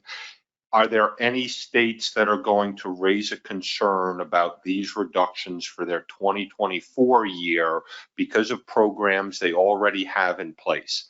And the reason I'm asking that relative to how I may vote on this is because if there is some delay that takes place with regards to the implementation, such as we say we're going to put off any commercial reduction until 2025 or whatever the time frame is, because programs are already in place for 2024, that may impact where I go with this. So are there states that are going to put forward a plan for implementation of any commercial quota reduction at a future date and time that wouldn't impact 2024 harvest? So Adam, you're correct. At the end of this, we'll need motions for implementation dates. Based on previous board meetings, I have heard at least one state express, I'll say, concern, inability to implement a quota reduction in 2024, but I don't know what the motions will be on the implementation date when we get there.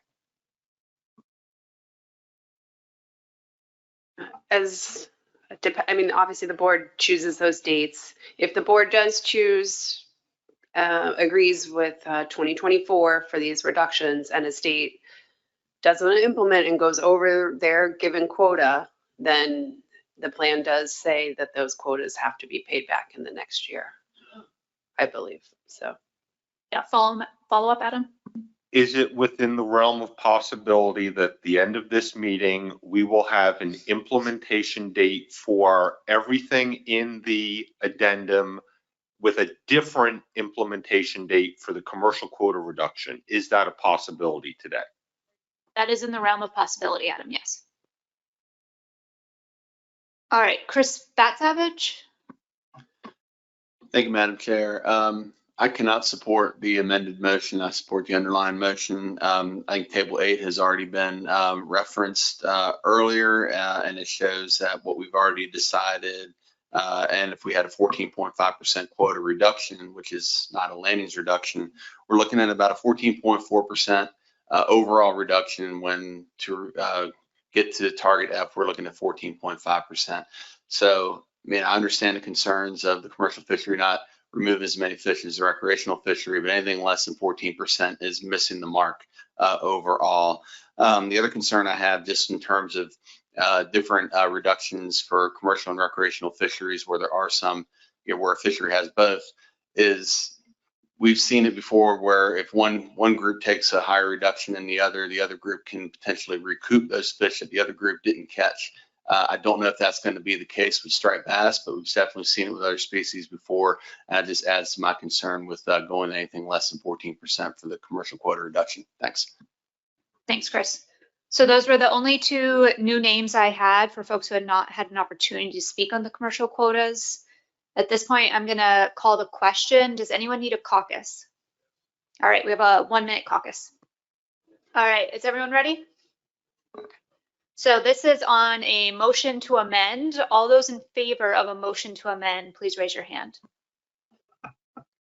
Rhode Island, Massachusetts, New York, New Jersey, Virginia, Potomac River Fisheries Commission, Maryland, Delaware. And those against the motion to amend, please raise your hand. Those who are opposed to the motion to amend, please raise your hand. New Hampshire, Maine, District of Columbia, North Carolina, Pennsylvania, Connecticut. Are there any null votes? Any abstentions? Fish and Wildlife Service and NOAA Fisheries. So I have the motion to amend passing 8-6 with 2 abstentions. Confirmed. All right, so we now have an amended motion for a 7% reduction in the ocean and Chesapeake Bay commercial quotas. Are there any other motions on commercial quotas? Seeing none, does anyone need to caucus on the main motion? You need a caucus? 30-second caucus? Okay. All right, I'm assuming everyone has had an opportunity to caucus. So we have a amended motion, which is now our main motion for a 7% reduction. All those in favor? New Hampshire, Maine, Delaware, Maryland, Potomac River Fisheries Commission, Virginia, District of Columbia, Pennsylvania, New Jersey, New York, Connecticut, Massachusetts, Rhode Island. Is there anyone opposed to the motion? North Carolina. Any no votes? Any abstentions? NOAA Fisheries, Fish and Wildlife Service. So I have the motion passing 13-1 with 2 abstentions. Yep. Okay. So we are now on to section 3.3, response to stock assessment updates. Would anyone like to make a motion under section 3.3? Yeah, Justin Davis. Thank you, Madam Chair. I'll vote to implement option B under section 3.3. All right, Justin, could you read what's on the screen into the record, please? Sure. Move to approve in section 3.3 response to stock assessments option B. Board could respond via board action to change management measures by voting to pass a motion at a board meeting. Is there a second? David Borden. Justin, would you like to provide some rationale? Sure. Thank you, Madam Chair. I think it's really important to give the board this in the toolbox if we get a negative result from the stock assessment we're going to see later this year, to make sure we can make a course correction and not have to wait to change measures until 2026. So I think really that's just it. It's important for us to have this flexibility. I will say on the record that I think it's important that between when we see the stock assessment and when we decide to take action, that there is some opportunity for states to do sort of their own state-specific outreach to talk to the public.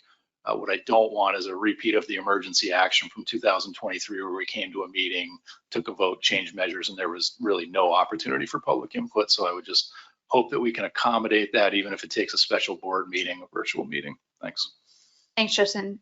David, would you like to provide rationale? I'll be really brief and just say I totally agree with the points made by Dr. Davis.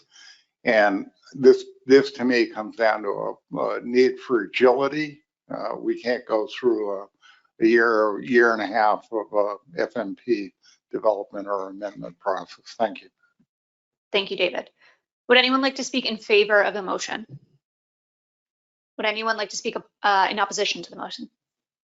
Okay, Mike Armstrong, go for it. Yeah, I support it. We've had it before. It's a great thing to have in our back pocket. I worried a little bit about the motion as constructed because we're targeting 50% probability. If it came in at 46.9, I wouldn't want to have to react to that. So it puts the judgment into the board's hands. If we come in at 25% probability, we probably want to move quickly.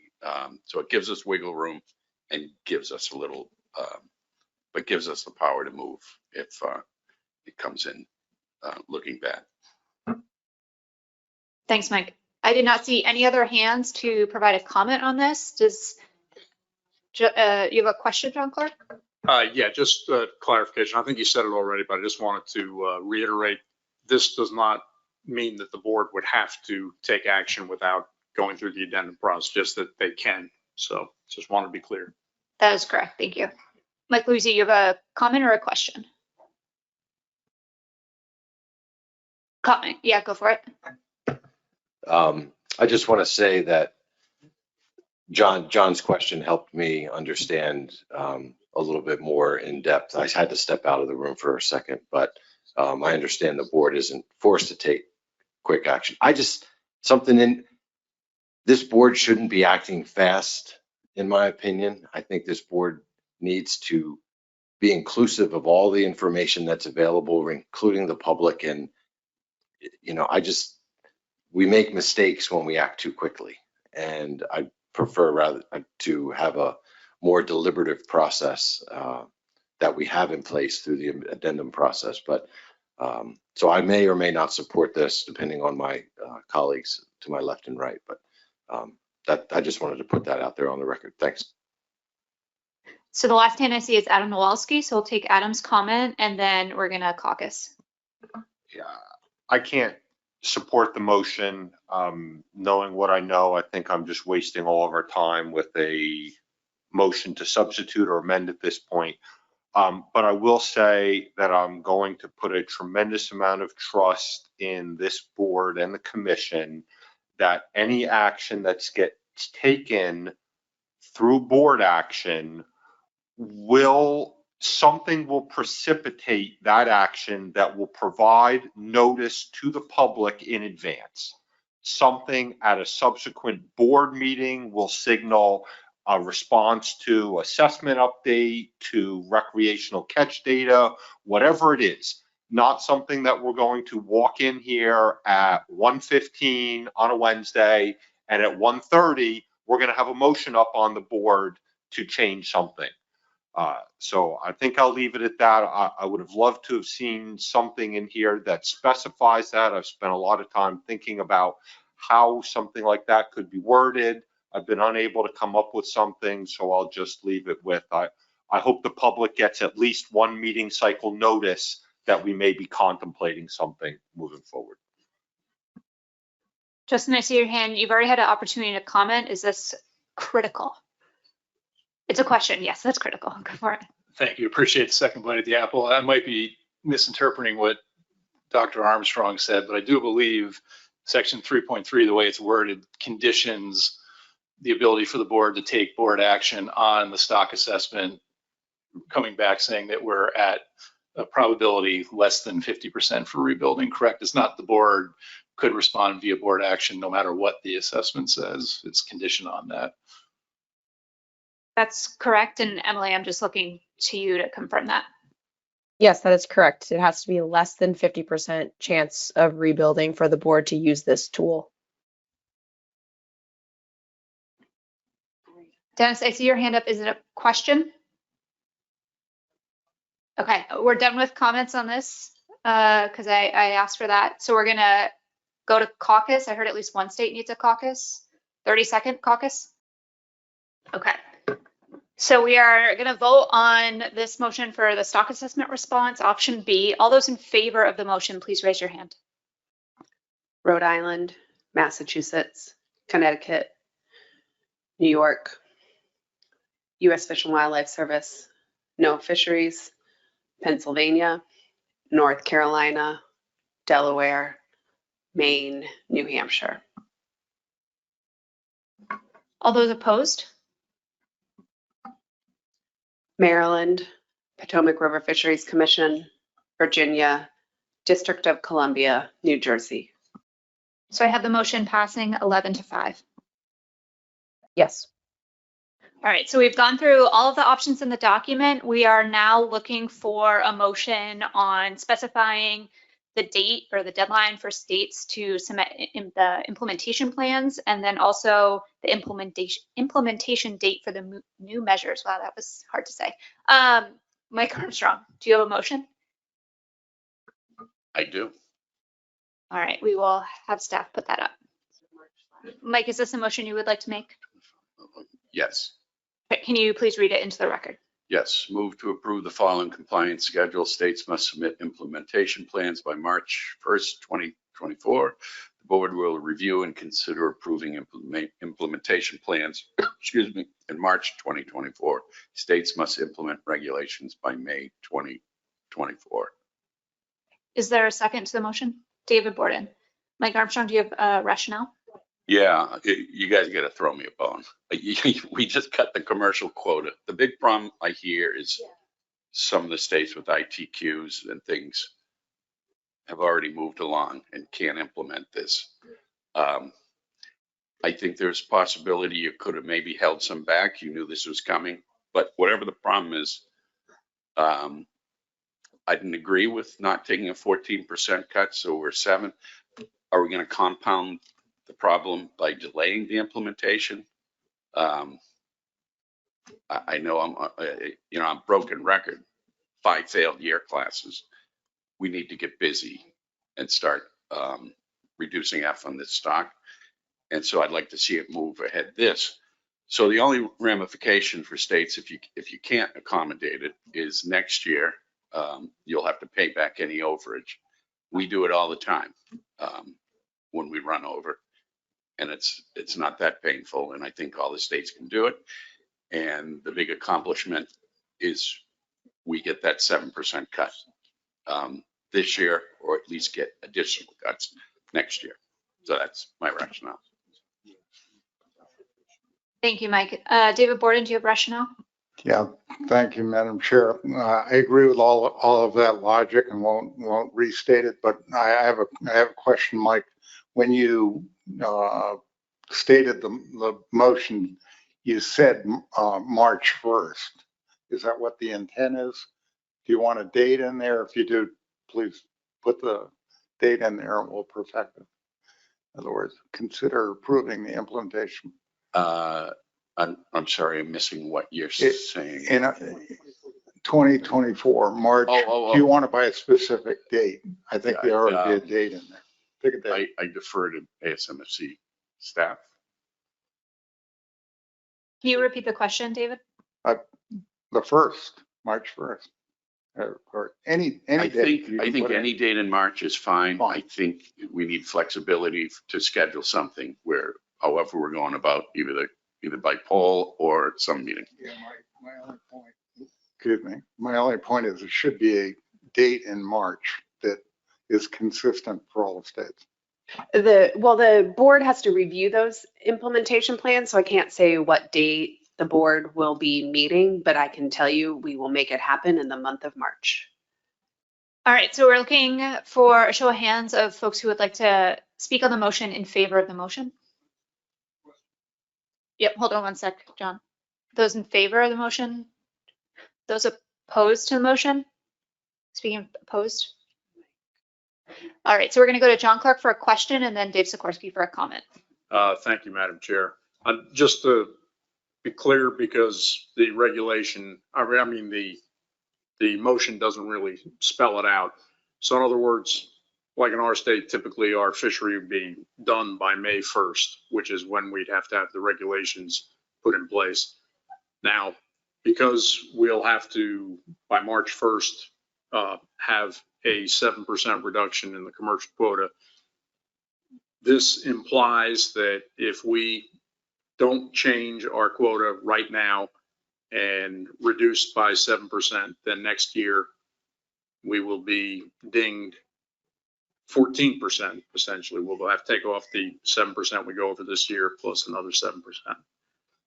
Okay, so, and fisheries that are already underway, such as in the Maryland and Virginia, they would, if they go over right now, they would still have to pay back next year if they don't change their quotas at this point, just to be clear. That is correct, John. And I would say that I think this board had stated in the past, just as not specific to the commercial measures, but just generally speaking, that we would want to get the measures that were put in place through the addendum implemented as soon as possible. We're putting May 1 on here to give everybody time to get them in their books. But obviously, if states can get them done sooner than that, then that would work out well. All right, going to comments, Dave Sikorsky. Thank you. I'm supportive of this, and for Dr. Armstrong's same reasoning. And I think I hate to use the term fair, but I think it makes sense that we cut the potential cut in half. And ultimately, that may mean that if states can't implement this year, then the 14% at least comes about. We all know we have looming management action, at least at the end of this year into next year. And ultimately, if I look at the table in the document, I see in our jurisdiction, Maryland, we have a gap in our commercial fishery. So at the end of February, the season will end. June 1st, the season starts. Potomac River Fisheries Commission, there's a closure at the end of March and then an opening June 1st. So I'd actually like to ask my colleagues to my right to provide some clarity on the implementation, because I recognize that there are people out there that feel like they have a certain ITQ. I realize there are physical tags out in space, but I also believe that the agencies frequently take back extra tags. And if we're not able to manage in season for striped bass, I think that should be a priority for the next meeting to discuss how we can do that more effectively given the prevailing situation we're in. I think it's a bad look for the public to wait until next year to make meaningful reductions in F, especially when we're leaving this meeting without enacting options which do that, which was the stated goal of the document. Thank you. All right, well, Mike Louisi, you're next on the list, so go for it. Thank you, Madam Chair. So as the administrator of our state's commercial fishery program and direct oversight over how that operation works in our state, I can help answer Mr. Sikorsky's questions about the ability to take back quota that's already been handed out. It would be like giving somebody $1,000 and saying, give me 70 back because I made a mistake. A 7% cut. The quota for 2024 has been distributed to over 800 people. And each one of those individuals has a poundage, which is a percentage of the total that they're allowed to catch. We have no ability, even though we have March, April, and May closed to commercial fishing, we have no ability to recalculate and figure out what a person would have in the event that we modify our quota for 2024. In addition to that, some people may have already caught the entirety of their quota because it's happening as we speak. So the people who go out now and catch their quota will also have had the opportunity to catch everything we've given them, but those that start in June and fish in the fall and into the winter would have to give us back 7% of that quota. I'm just going to be clear for the record, it can't and will not happen. We're not able to do that administratively. I keep saying I've been very clear since May as these options have developed through time that any delay in the process will put us in a position where we will not be able to implement new commercial measures until the 2025 season. That delay came as a result of failing the board not being able to vote on final action in October and delayed it until the winter meeting. Those few months there was the critical period for which we needed to be able to account for what those changes were going to be. So I appreciate, we can certainly put a package together for March. We can implement all the recreational measures by May 1st. That's a simple fix, simple regulatory process that we can go through. It's impossible for us to account for any quota that we've already delivered to our fishermen, our permit holders for 2024. Now, will they ultimately go over? They pretty much catch their quota every year. So if we don't pull the quota back, they're going to exceed that. And then they're going to have to pay a penalty on something that we told them they could do. We told them you can catch 800 pounds of fish, but if they catch 800 pounds of fish, their quotas next year will be much lower because they've exceeded the overall target. So they're following the rules and then having to pay the consequences. And I don't think that that's fair. So I don't know what other options we have other than to modify the language of this motion to state that states must implement regulations for the recreational fishery by May 1st, 2024, and the commercial fishery by some date and time, maybe January 1, 2025. That would be an alternative way of solving this problem. But it's not like I'm springing this on you guys now. I've mentioned this 3 or 4 times over the past few meetings that this is the case. And now we're getting put in a really tight spot in an awkward position. And for those of you who want a bone thrown your way, I'm going to be nothing but bones. But when I leave this meeting, if I don't have something that I can go back to our industry and say that, you know, you can catch what you have this year. I know it's not a favorable position for a lot of you, but that's the position that the state of Maryland's in. Thank you. Thank you, Mike.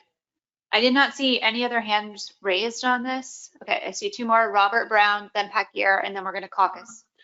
Yes, if my memory serves me right, back in October, when we had our last meeting, that this was brought up by Maryland about we would have trouble getting the permit cards and everything out. And at that time, we were all under the assumption that we wouldn't go back until, if there was any changes, until 2025, because it wasn't time for us to do it. Now, we've got commercial men, some are fishing now, and some won't start till June because their season doesn't start. Depends on what type of fishery that they're in. And, you know, you don't tell somebody October you can do it and then say, oh, it's changing plans, we got to stop right now. It's not fair. Thank you. Thank you. Pat Gear? Thank you, Madam Chair. Exactly what Mike and Robert was saying is we're in the same situation. Our season started on the 16th. Our tags have been distributed. They're out on the streets. We're not getting it. We're not going to get them back. We have said time and time again at every one of these meetings that the Bay States and Delaware would have a hard time, if not an impossible time, implementing commercial measures in 2024. We have said that again and again. So for that reason, I'm opposed to this motion. Thanks, Pat. I was remiss in not looking at the webinar list, so I see Craig Pugh. I'm going to offer him an opportunity to speak, and then we'll caucus. Thank you, Madam Chair. I happen to be looking at a paper from My Natural Resources right now. It says if all gillnet permit holders register for fishery for 2024, individual quota will be 1,219 pounds, which is what it has been for several years since the last cut. You're going to take that back. It's not that much to begin with, but your intention, or this board's intention, is to take 7% of that back after it's already been stated and issued, you know, by our state. Sounds a little radical, a little over the top. There we go. I guess we're going to cut another leg off. All right, thank you. Thanks, Craig. 60-second caucus on this? Yes, I'm seeing a request for caucus. 60 seconds. Okay. Pat, I see your hand up. Is this in relation? Well, give me an idea why your hand is up. Substitute motion? Okay, I will allow a motion to substitute. Okay.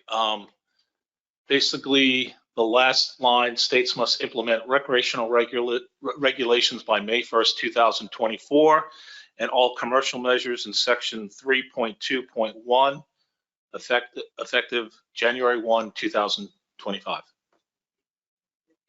Pat, I think we want you to do a motion to amend to That's fine. Replace. And I had a motion we'll get the words up for you and then let you know. Okay. It's January 1. So I think we at least have a sense, Pat, of what you're going for. I heard a second from John Clark. Pat, would you like to give some rationale while it's getting up there? We've already stated our case that we simply cannot get this done by May 1st. Our season is open already. People are fishing. It's not practical. We just can't get it done. And we've talked about this before in previous meetings, saying we can implement this easily by January 1 of 2025. Thank you, Pat. John, I'll check in with you. Anything new here? Nothing really new.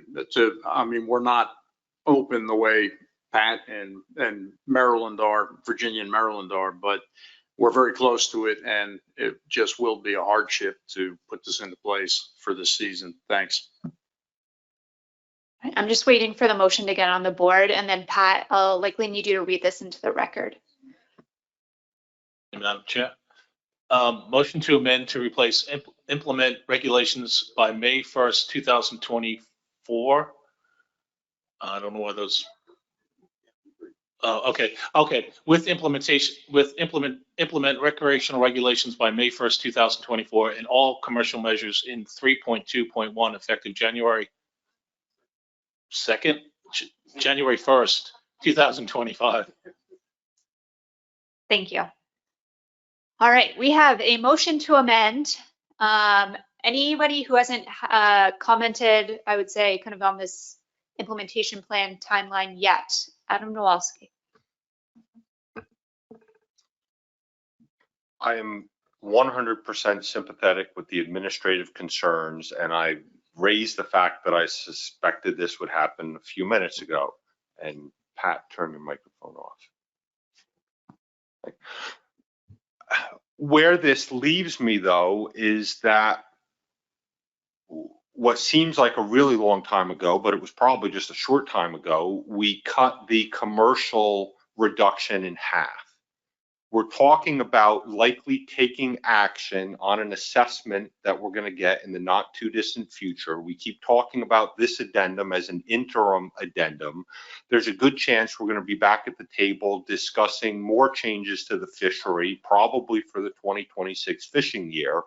So if we're essentially going to give the commercial sector a pass in 2024 for one of the 2 years that this is likely to be in place, we're essentially having the commercial reduction again. Now, I know that there's people around the table that are going to say, well, it should be 0, so it's still 3.5% more than it should have been. But yet that's what I'm left with facing, having to have to go home and tell my constituents. And I'll just put it out there that if we go forward with this motion, before I can support the addendum, as a member of the prevailing side on the vote for the commercial reduction, I would consider going back and making a motion to reconsider that motion. So I don't want to dangle I don't want that to come across as a threat at this hour. You know, I'm not trying to keep people here longer. I'm just trying to express the challenge that I have in terms of how we move forward. And I'm left then with making a choice. Okay, if this is such an administrative burden and it can't be done, I still need to see the 7% reduction done. And the only way I then see it happening is by going back, reconsidering the previous motion, putting a 14% reduction in place, because I know we're only doing it for one of the likely 2 years we're addressing this. I oppose the motion to amend if you didn't get that out of that. Thanks. Thank you, Adam. Ingrid, I had your hand up. Yes, thank you, Madam Chair, and also thank you, Adam, for your candid input. And I just wanted to put on the record that PRFC is in a very similar position to both the Delaware, Maryland, and Virginia. The quota, or the gear that makes up the majority of our quota season, will be ending March 25th. So hard to work with that. In addition, that over like 80% of our tags have been distributed, so we'll experience the same administrative difficulties in retrieving those tags and potentially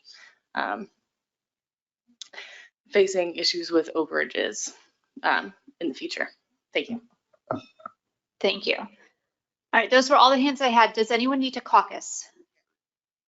Seeing none, we're going to call the question. So this is on a motion to amend. All those in favor of the motion to amend, please raise your hand.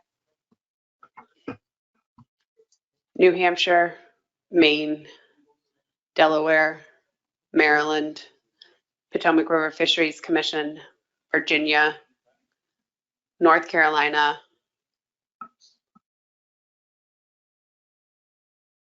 All those opposed to the motion to amend. District of Columbia, Pennsylvania, New Jersey, New York, Connecticut, Massachusetts, Rhode Island. Any no votes?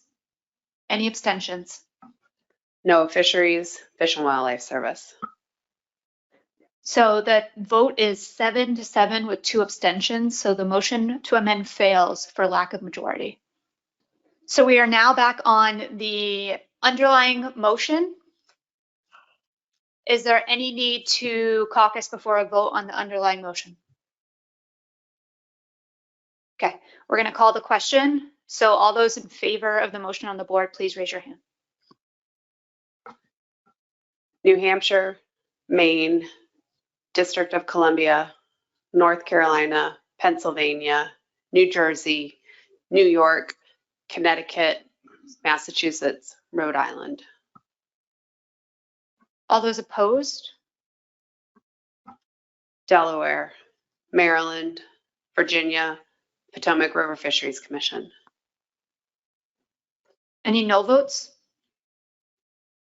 Any abstentions? NOAA Fisheries, Fish and Wildlife Service. So the motion passes 10-4 with 2 abstentions. So we are now looking for a motion to approve the addendum as modified today. Before I seek that, Emily, let me just check in with you and make sure I have not forgotten anything. Nope, I believe we have covered everything. So I am looking for a motion to approve addendum 2 as modified today. Justin Davis. Thank you, Madam Chair. I move to approve addendum 2 as modified today. Want me to read the exact wording there? Sure. Okay. Move to approve addendum 2 to amendment 7 to the Atlantic Striped Bass FMP as amended today. Thank you very much. Second by Ray Kane. Is there any need for discussion on this? Is there any need to caucus? Okay, 1 minute caucus. Okay. So this is a motion to approve the addendum as modified today. All those in favor, please raise your hand. Rhode Island, Massachusetts, Connecticut, New York, New Jersey, U.S. Fish and Wildlife Service, National Marine Fisheries Service, Pennsylvania, North Carolina, District of Columbia, Maine, New Hampshire. All those opposed? Delaware, Maryland, Potomac River Fisheries Commission, Virginia. So I have the motion passing 12-4. That concludes our business on addendum 2. I would just like to give a big shout out to Emily and Tony and the plan development team. This is a ton of work. I know Emily wanted to be here today. It's always a moment of pride as a staff member when you get a document across the finish line. So I want to thank Emily for all of her work. I'm sorry you can't be here today, Emily, but we are sending you good vibes and many thanks. So I'm going to have us do a 5-minute break. I'm going to encourage everyone to stand up and just get out of their seat for 5 minutes. We still have New Jersey's CE proposal left. Please make sure you come back in 5 minutes on the dot. All right, we are coming back to the table, folks. Everyone stood up. It's now time to sit back down. Was a mistake. Joe. Specifically, I'm We're looking ready for for New you. Jersey. We're ready for you. You start talking, people will sit down. You command a presence. All right, so we are now moving on to the New Jersey CE proposal. Joe Cimino from New Jersey is going to provide a brief overview of New Jersey's proposal. Then we have Emily, who's going to provide the plan review team's report. And then we will consider this for board discussion and likely see a motion. So Joe, take it away. Thank you, Madam Chair, and I should easily be able to do this in 40 minutes or so. There's an extra 0 on there. I'm sorry, I meant 4. And I think there are some slides on this. Yes, I believe there are. So you just want to say next slide. Yeah. And so I want to be clear. So, New Jersey's striped bass bonus program has been around. It's here since 1990, actually predating the idea of conservation equivalency within the FMP. And there was a lot swirling around what may happen in this addendum. So New Jersey's main motivation to get in options was to be able to have the technical committee or the plan development or plan review team to review any options on what we might put in place. Spoiler alert, we're really just asking for status quo measures at this point in time. So we can move forward to the next slide and maybe straight on through. Yeah, so currently our bonus program has measures at 24 to less than 28 inches. There's a poundage quota, since this starts off as a commercial quota that we then convert. We use an average weight. We go at the high end of that average weight, so there's a little bit of a buffer where we're actually issuing less tags. In general, New Jersey's been using less than 20% of that quota. And let's see what else. I think we can move on to the next slide even. So there has been a reduction in the commercial quota that was just voted on. So our motion will be including that. We just voted on a timeline that we can implement prior to the start of our bonus program. Next slide is going to just explain that you may, if you are really good at what you do and you read all the materials, you saw a very complicated CE proposal. But what we are doing is actually just staying at status quo measures and making that adjustment to our commercial quota, which will then translate to the number of tags that we will issue in our striped bass bonus program. So if that's all I have, if we can go to the motion. So I think, sorry. Emily's going to do the. Yeah, sorry. Okay, thank you. Yeah. I was trying to get Emily. us out of here. Thanks, Joe. This is Emily. I'll be brief. I have the plan review team report. So next slide, the plan review team reviewed the proposal as specified in the commission's CE guidance document. As a reminder, as Joe mentioned, the bonus program is based on existing quota, so CE is permitted per Amendment 7. Next slide, the plan review team found that the New Jersey proposal does demonstrate equivalency to the FMP standards by using the spawning potential ratio analysis that has been outlined by the technical committee. The PRT noted that TC review was not needed for this proposal because the TC has just recently discussed the SPR methods a couple months ago. The PRT found that the proposal included all the required information. And just a note, New Jersey does report their bonus program information in their annual compliance report. And per the CE guidance document, this information will be included in the FMP review each year. Next slide, the PRT did have a concern about the proposed, one of the proposed size limits.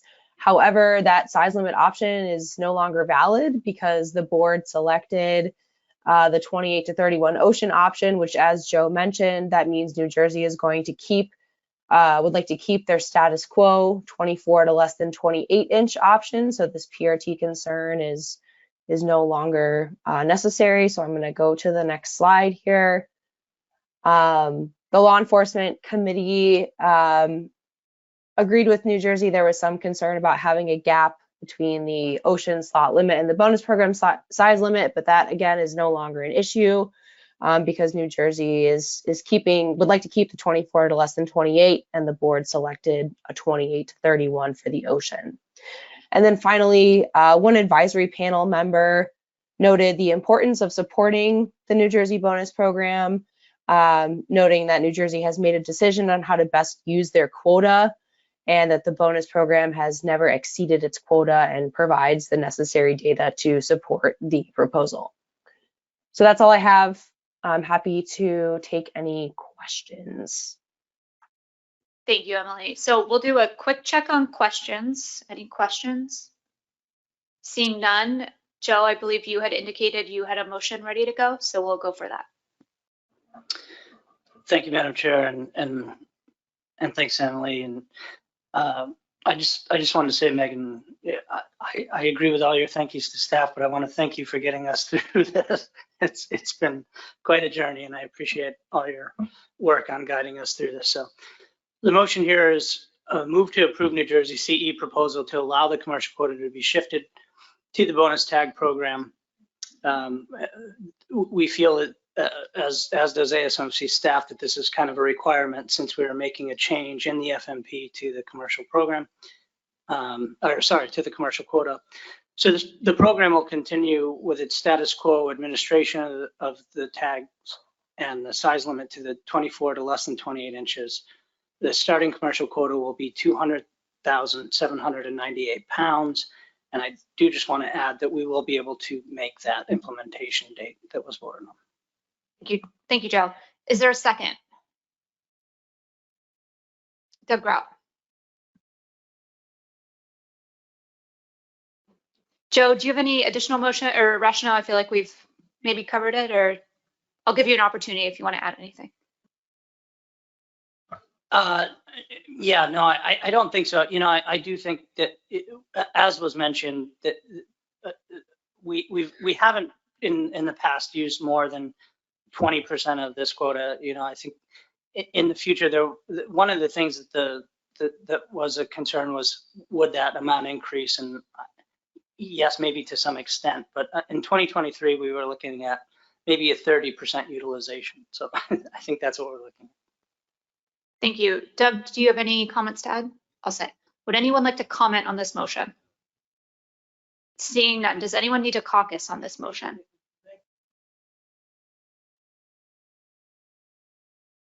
Words. Joe, do you mind rereading the motion into the record? Without extra words. Yeah. Okay. Thank you. Move to approve New Jersey CE proposal to allow the commercial quota to be shifted to the bonus tag program. The program will continue with its status quo administration and size limit of 24 to less than 28 inches. The starting commercial quota will be 200,798 pounds. Thanks, Joe. I did not see any need for caucus. Okay. So we're going to go ahead and call the, any objections?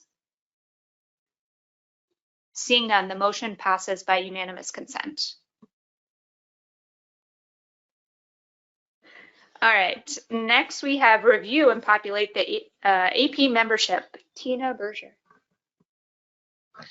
Thank you, Ms. Chair. I offer for your consideration and approval 2 new members to the Striped Bass AP. The first is Captain Julie Evans, a commercial representative with a history in the fishery and current activities with East Hampton Town Fisheries Advisory Committee, as well as Toby Lipinski, a recreational angler, freelance writer, and editor-in-chief of Fishing and Tackle Retailer from Connecticut.